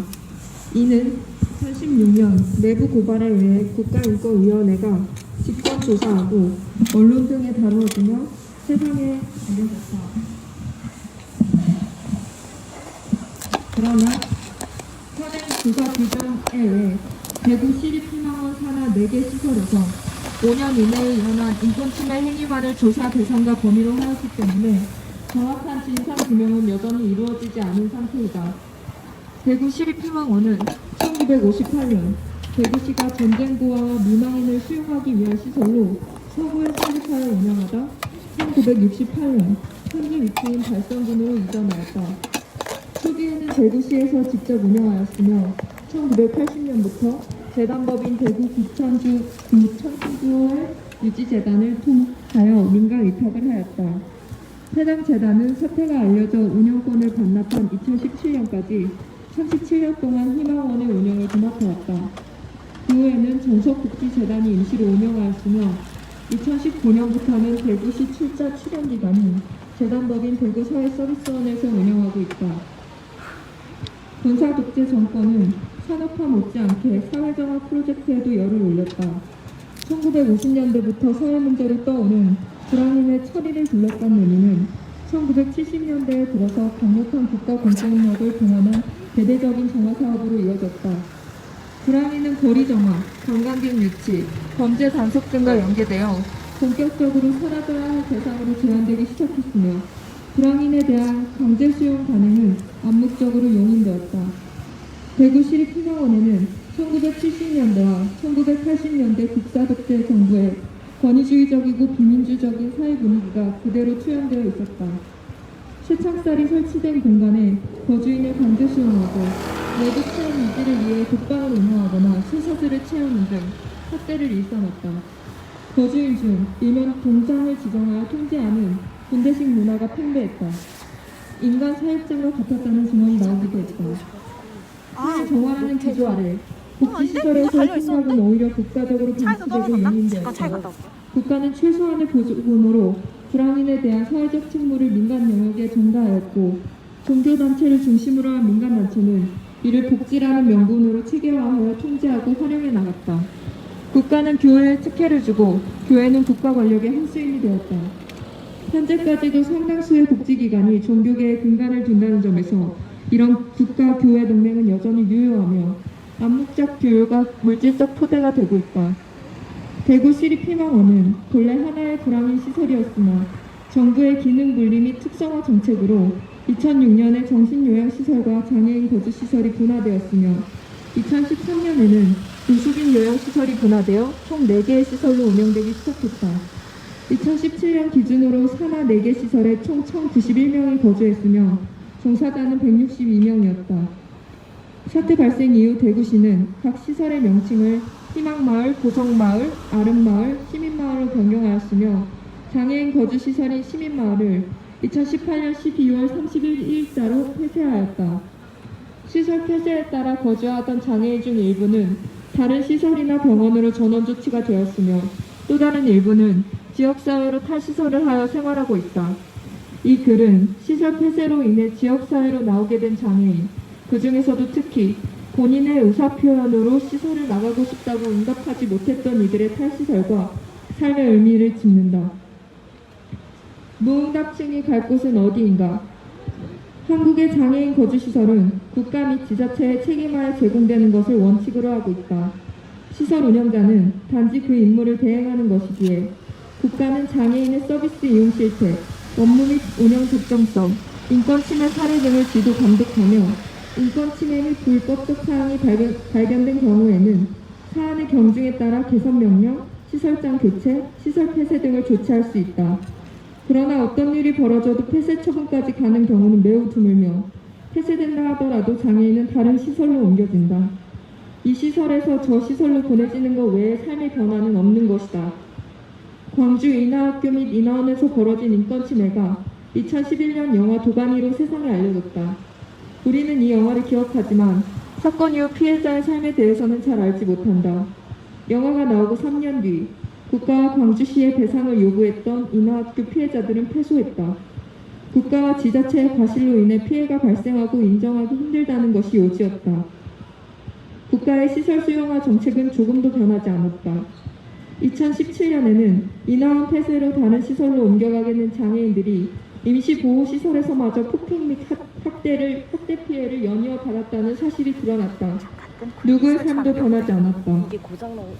애초 지정 구획된 시설이 아니면 갈 수 없도록 설계된 사회 시스템 안에서 장애인은 배제됨으로써만 사회의 한 부분으로 생존을 보장받을 수 있었다. 희망원 사태는 이런 암묵적인 사회적 결속에 작은 균열을 낸 사건이었다. 장애인 인권단체들의 3년간의 투쟁은 폐쇄된 장애인 거주시설의 장애인 80여 명 중 절반이 사회로 나올 수 있도록 정책을 만들어냈다. 폐쇄는 여러 악조건 속에서 진행되었다. 중앙정부 차원의 대책 및 예산의 부재, 한시적으로 민간 위탁을 받은 사회복지법인의 비협조, 대구시 주무부서 간의 불통과 담당자의 인식 부재, 지역사회 내 자립지원을 위한 인프라 부족, 자립생활센터 및 자립주택 운영기관의 현실적 역량 등이 번번이 발목을 잡았다. 가장 큰 쟁점은 시설 폐쇄 전에 진행한 몇 차례의 욕구조사에서 응답을 확인할 수 없었던 이들에 대한 조치였다. 이들은 무응답층이라고 불렸다. 시설이 문을 닫은 이후 어디에서 살고 싶은가? 라는 객관식 질문에 답하지 못한 이들로 대부분 중증, 중복 발달장애를 지니고 있었다. 대구시는 무응답 장애인을 관례에 따라 타 시설로 전원시킨다는 재입소 조치를 발표했다. 욕구를 물어보았는데 답이 없으니 시설에 남는 것이 그 사람의 욕구라는 논리였다. 정부는 뒷짐을 졌다. 정부의 지침상 시설 폐쇄 시 시군구갈 할 수 있는 조치는 임시시설장을 선임하여 입소자 전원 계획을 세우고 처분이 완료될 때까지 시설을 운영하는 것이 전부였다. 명목상 본인의 선택에 따라 전원이나 재입소가 아닌 다른 결정을 할 수는 있지만 그 결정에 대한 대책을 세우는 것은 국가의 일이 아니었다. 법률 해석, 행정 관례와 함께 대구시가 내세운 또 다른 논리는 놀랍게도 자기결정, 당사자주의와 같은 것들이었다. 대구시는 장애인 본인이 시설을 나가려는 의사가 없거나 확인되지 않음에도 불구하고 공권력이 자의적으로 판단하여 퇴소 처분하는 것은 당사자의 자기결정권을 침해하는 것이라고 했다. 중증, 중복 발달장애인은 오랜 기간 시설에서 살아왔고 지역사회에는 그들이 살아갈 수 있는 충분한 인프라가 확보되지 않았다는 이유를 덧붙였다. 다른 시설로의 전원이 현실적이라는 뜻이었다. 장애가 있다는 이유로 사회로부터 수용시설로 옮겨진 사람들, 가족이나 지인의 권유에 의해서 누군가의 도움을 받을 수 없어서 때로는 기억하는 생애 첫 순간부터 그저 시설에 있었던 이들의 삶의 맥락이 시설 서비스 욕구라는 듣기 좋은 복지용어로 치환되었다. 이에 인권단체들은 역으로 다른 시설로 입소하겠다는 의사가 없거나 확인되지 않음에도 불구하고 공권력이 자의적으로 전원 처분을 하는 것은 장애인 당사자의 자기결정권을 침해하는 것이자 장애인 권리협약 위반이라고 주장했다. 한국이 비준한 유엔 장애인 권리협약은 장애인의 거주 이전의 자유와 탈시설 및 지역사회에서의 통합을 권리로 보장해야 한다고 강조하며 개별적 욕구에 앞서 권리적 접근을 주문하고 있다. 이미 2014년 유엔 장애인 권리위원회는 한국 정부의 탈시설 전략이 효율적이지 않고 장애인의 지역사회 동참을 위한 조치가 충분하지 않다며 장애에 대한 인권적 모델을 바탕으로 효과적인 탈시설 전략을 개발할 것을 주문했다. 장애인 권리협약은 시설화를 통한 장애인의 분리 조치나 장애인 가구를 별도로 모아놓는 행위, 지원 서비스 부족을 이유로 지역사회에서 배제하는 행위 등을 제19조 위반으로 간주하며 장애의 사회 모델에 따라 적절한 지원이 있으면 모든 장애인이 사회에서 잘 살아갈 수 있다는 관점을 견지하고 있다. 무응답층의 삶에 대한 투쟁은 누가 진정한 응답의 주체인지를 명확하게 밝히는 싸움으로 전개되었다. 시설 폐쇄가 발표된 직후 시작된 152일간의 대구시청 앞 농성은 탈시설 지원센터 설치, 자립주택 확대 및 공공운영, 거주시설 해체 사업 실시 등과 함께 무연고 중증 중복 발달장애인 9명에 대한 전원 중단과 탈시설 권리 보장을 요구했다. 탈시설을 직접 경험한 장애인과 인권운동가는 시설에서 나와서 살고 싶은가? 라는 물음이 그 자체로 편향되어 있으며 부당하다고 주장했다. 이 물음은 이제까지 시설에서 살아야만 했던, 시설에서만 살아갈 수 있었던 사회적 환경과 개인의 상황 맥락을 의도적으로 삭제하여 장애인의 시설 거주를 개인의 욕구에 따른 정당한 복지 거래로 치장한다는 것이다. 나아가 그럼에도 불구하고 시설이 아닌 지역에서 살고 싶은가? 라는 물음은 시설 밖의 생존권 공백 상태를 자신의 욕구 충족을 위해 견뎌야 할 책임으로 은연중에 전가한다고 지적했다. 정확히 이 지점에서 무응답층의 탈시설은 개인의 선택이 아니라 지역사회와 국가의 결단의 영역이 된 것이다. 투쟁은 일단 승리했다.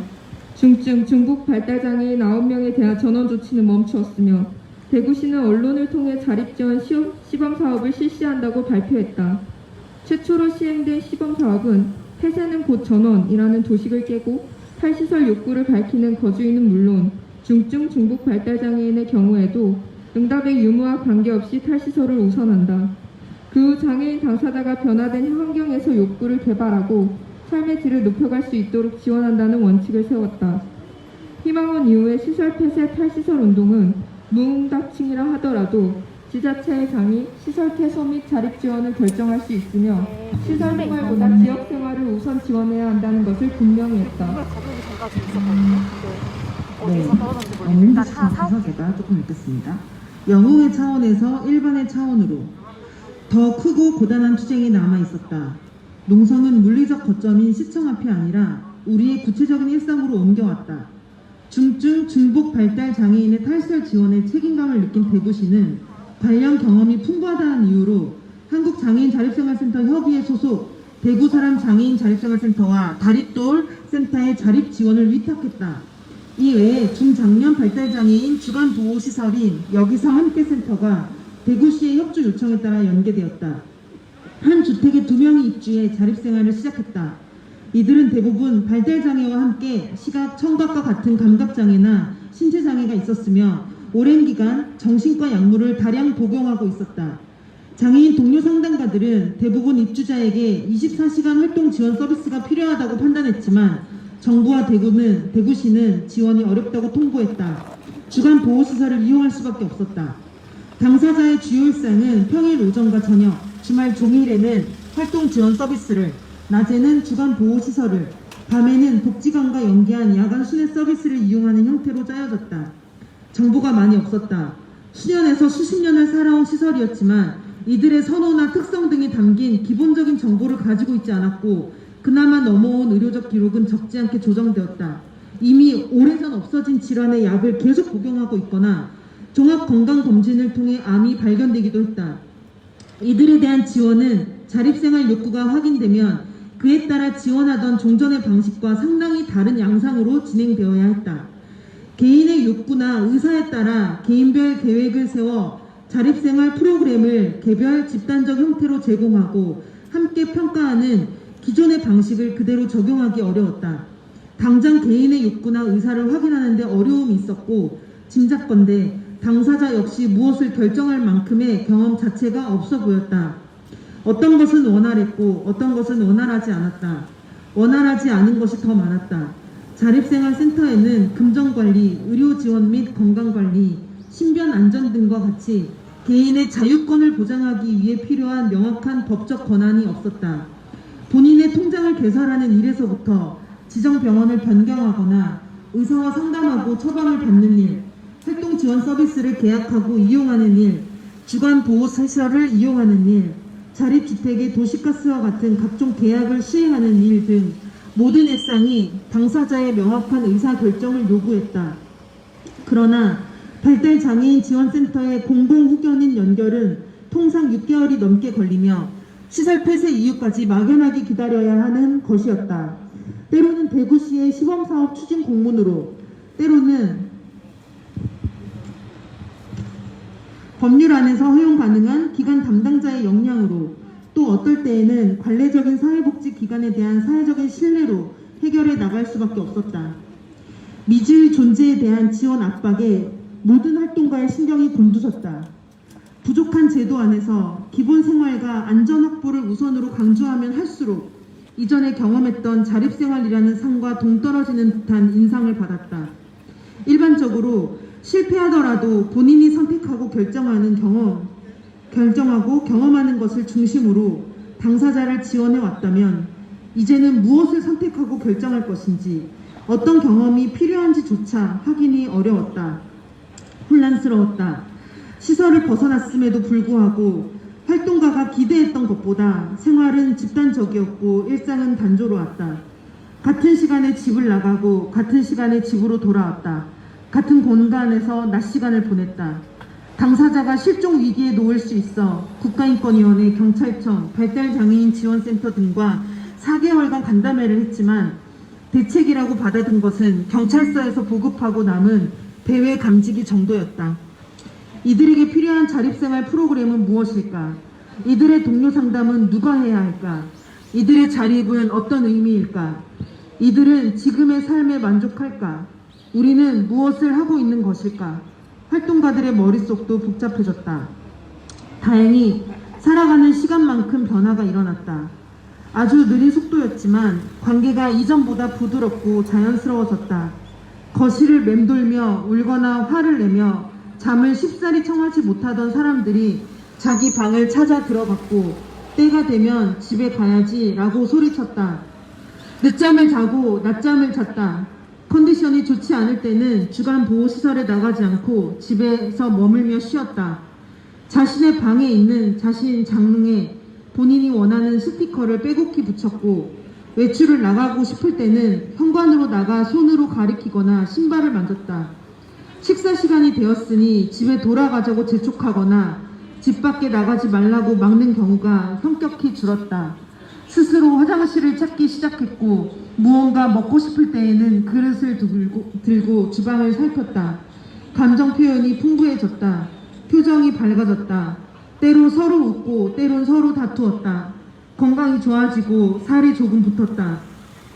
정확히는 알 수 없지만 아무래도 탈시설의 변화는 무엇을 함에서 오는 것이 아니라 무엇을 하지 않음 또는 하지 않아도 괜찮음에서 오는 것 같았다.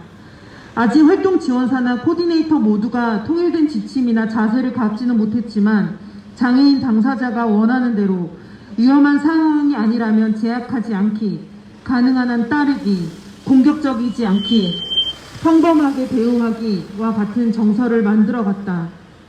개인의 선택과 결정을 강조하던 경직된 당사자주의, 자립생활을 넘어 또 다른 자립생활 문화와 당사자주의가 만들어지고 있었다. 동료로서 상담하기가 아니라 그냥 동료가 되기, 의미있게 생활하기가 아니라 그냥 생활하기, 자립의 만족도나 성패를 따지기 이전에 지역에서 그저 함께 살아가기와 같은 말들이 당사자의 삶을 더 적절하게 표현하는 것 같았다. 때로 이것은 그동안 자립생활센터가 추구해온 가치나 원칙, 익숙하게 썼던 언어와는 이질적이거나 거리가 있어 보였다. 하지만 궁극적으로는 크게 다르지 않았다.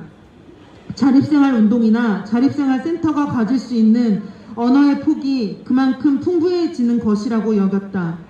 확실한 것은 시범사업 참여자가 포함되지 못했던 이전의 그 어떤 자립생활보다 시범사업 참여자가 함께 살아가는 지금의 자립생활이 더 보편적이고 평범하며 자립의 의미에 가까워 보인다는 것이다. 어쩌면 시범사업 참여자들은 하루하루 조용히 또 천천히 그저 함께 살기 전략을 통해 탈시설 자립생활을 일부 장애인만 감행할 수 있는 영웅의 차원에서 누구나 할 수 있는 일반의 차원으로 표현하고 소통하는 능력을 전제한 욕구의 영역에서 누구에게나 보장되어야 하는 권리의 영역으로 바꾸어 가고 있는지도 모른다.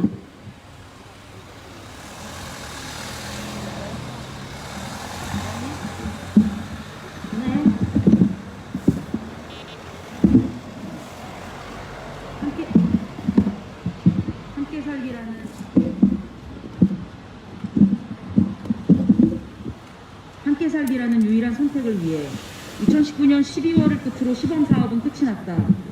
참여자 9명 모두가 시설에서보다 더 나은 삶을 향유하고 있음이 확인되었다. 대구시는 이를 정식 사업으로 전환하고 관련 인프라를 확대해 나가기 위해 2차 탈시설 추진 계획에 관련 내용을 포함하기로 했다.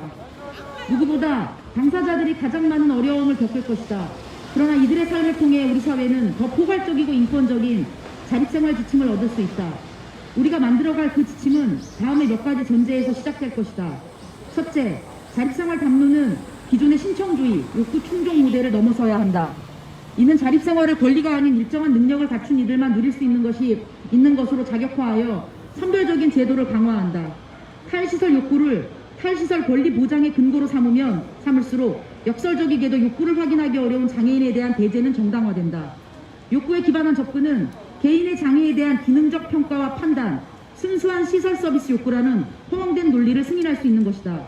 우리는 9명의 당사자가 지역에서 생활하고 싶은지 또는 그러할 수 있는지 욕구와 능력을 확인하기 위해 시범사업을 한 것이 아니다. 이들이 지역에서 살아갈 권리를 보장하기 위해서는 어떤 서비스와 문화가 만들어져야 하는지 알기 위해 실제 이들과 함께 살며 대안을 찾은 것이다. 둘째, 탈시설을 통한 시설 폐쇄가 아니라 시설 폐쇄를 통한 탈시설이 장애인의 탈시설 권리를 보다 보편적으로 보장할 수 있다. 탈시설을 통한 시설 폐쇄는 탈시설을 하되 필요 없어지는 순간까지 시설을 존립시키는 방식이다. 하지만 그런 순간은 오지 않을 것이다.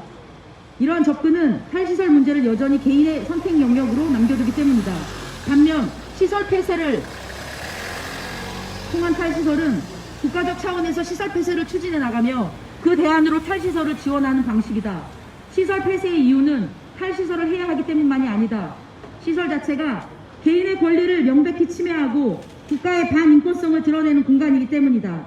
이를 구분하지 않고 탈시설과 시설 폐쇄를 하나의 개념처럼 연계시키면 탈시설이 어려운 사람도 있으니 시설이 필요하다.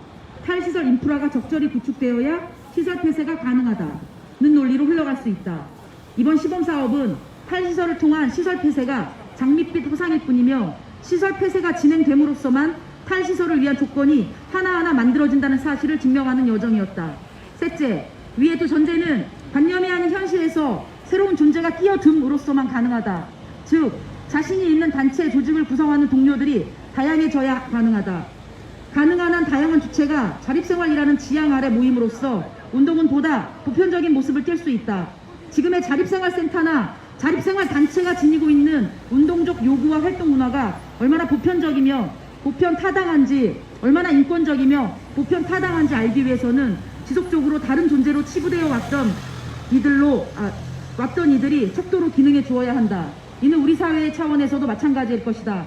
우리는 다른 사람과의 부대낌을 통해서만 아주 조금씩 경험을 공유하고 호흡의 속도와 생활의 문화를 되돌아볼 수 있다. 이 여정의 시작을 다시 생각해본다. 시작은 다름 아닌 함께 살기라는 대전제였다. 같이 살아야 한다는 절대적인 규범 안에서만 우리는 방법을 찾을 수 있다. 누군가를 알아야 같이 살 수 있는 것이 아니라 같이 살아야 궁금하고 알고 싶어진다. 사회 속에서 같이 살아간다는 것은 누군가의 욕구에 따라 달라질 수 있는 차원의 문제가 아니다.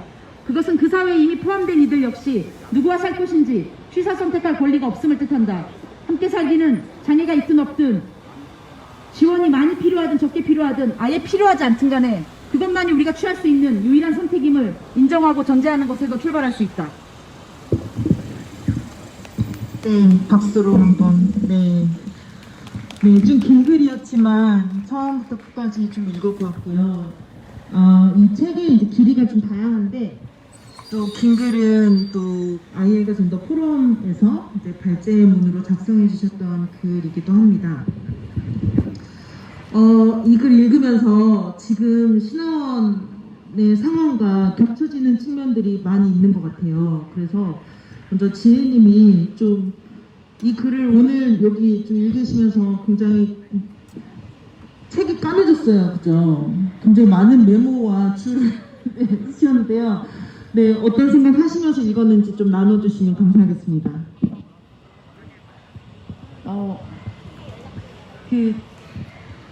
낭독회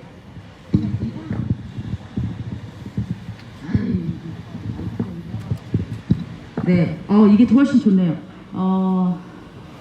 낭독회 앞두고 사실 이 책을 다시 한번, 특히 이 책의 이 챕터를 다시 한번 봤는데요. 왜 다시 봤냐면 계속 이어질 신화원 긴급 탈시설 그리고 또 탈시설 이 투쟁에서 잊지 말아야 될 게 무엇인지를 이 내용을 통해서 확인할 수 있었다는 것인데요. 그리고 또 하나, 이 책을 보면서 계속 분노를 유지할 수 있었는데 그 이유가 무엇이냐면 이 책에 나와 있는 그 대구시나 정부가 취했던 모습이 저희가 면담을 하면서 서울시 그리고 송파구청이 취했던 모습하고 아주 매우 닮아 있었기 때문이었습니다. 일단 저는 이 책 읽으면서 신화원하고 겹쳐지는 것들 한 몇 가지 적어보았는데요. 그래서 책이 좀 까매졌어요. 네, 제 책이잖아요. 여러분들도 같이 좀 고민해 주시면 좋겠는데, 일단 첫 번째는 저는 말의 주인이 누구인가라는 걸 고민하게 됐는데요. 자기결정권에 대한 부분들, 욕구나 자기결정 같은 것들을, 이것을 말해야 될 주체들이 자기결정권과 욕구에 대해서 무엇이다라고 지금 발화할 기회가 현저히 없는데, 자기결정권과 욕구를 누가 지금 명명하고 있는가? 왜 그것에 대해서 서울시나 보건복지부나 이런 지자체와 정부가 이 언어에 대해서 본인들이 전유해서 함부로 사용하고 있는가? 말의 주인이 잘못됐다라는 생각이 들었고요. 그리고 두 번째는 질문이 계속 잘못되고 있다. 시설 문을 닫은 이후 어디에서 살고 싶은가라는 질문이 잘못된 거죠.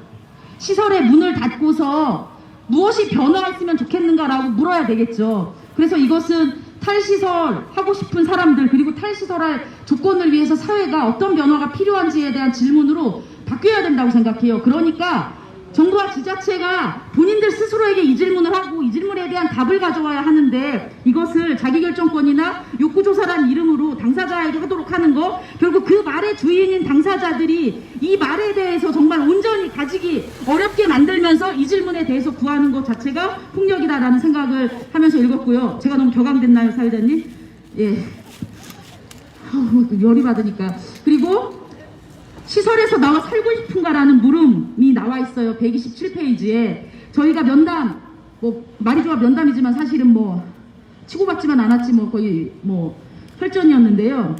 서울시나 시와 신화재활원, 그리고 송파구청, 그리고 전국장애인 차별철폐연대, 이렇게 넷이 이제 협의를 해보자라고 모인 자리에서 계속 받았던 질문이 이거예요. 시설에서 이분들이 나와서 살고 싶다고 했냐? 무슨 근거로 니네들이 그렇게 말하냐? 근데 이것도 질문이 잘못됐어요, 전제가. 기본적으로 그럼 왜 이분들이 이 안에 계셔야 되는지, 46년 동안 이 시설이 유지된 게 46년이에요, 신화원이. 왜 그럼 이 사람들을 가두었는가? 왜 이 사람들이 46년 동안 이곳에 있어야 하는가? 라는 대답을 먼저 하시고 나서 왜 우리가 이분들과 함께 이분들이 밖으로 나와야 한다고 말하는 건지 그때 저희가 대답해야 된다고 생각하거든요. 근데 왜 이분들이 이 안에 46년 동안 계셔야 되는지에 대한 대답은 내놓고 있지 않다. 그리고 네 번째, 원장이 이런 말을 했습니다. 신화원 원장이. 내가 이분들 너무 잘 안다. 너무 잘 아는데 밖에 나가고 싶어 하지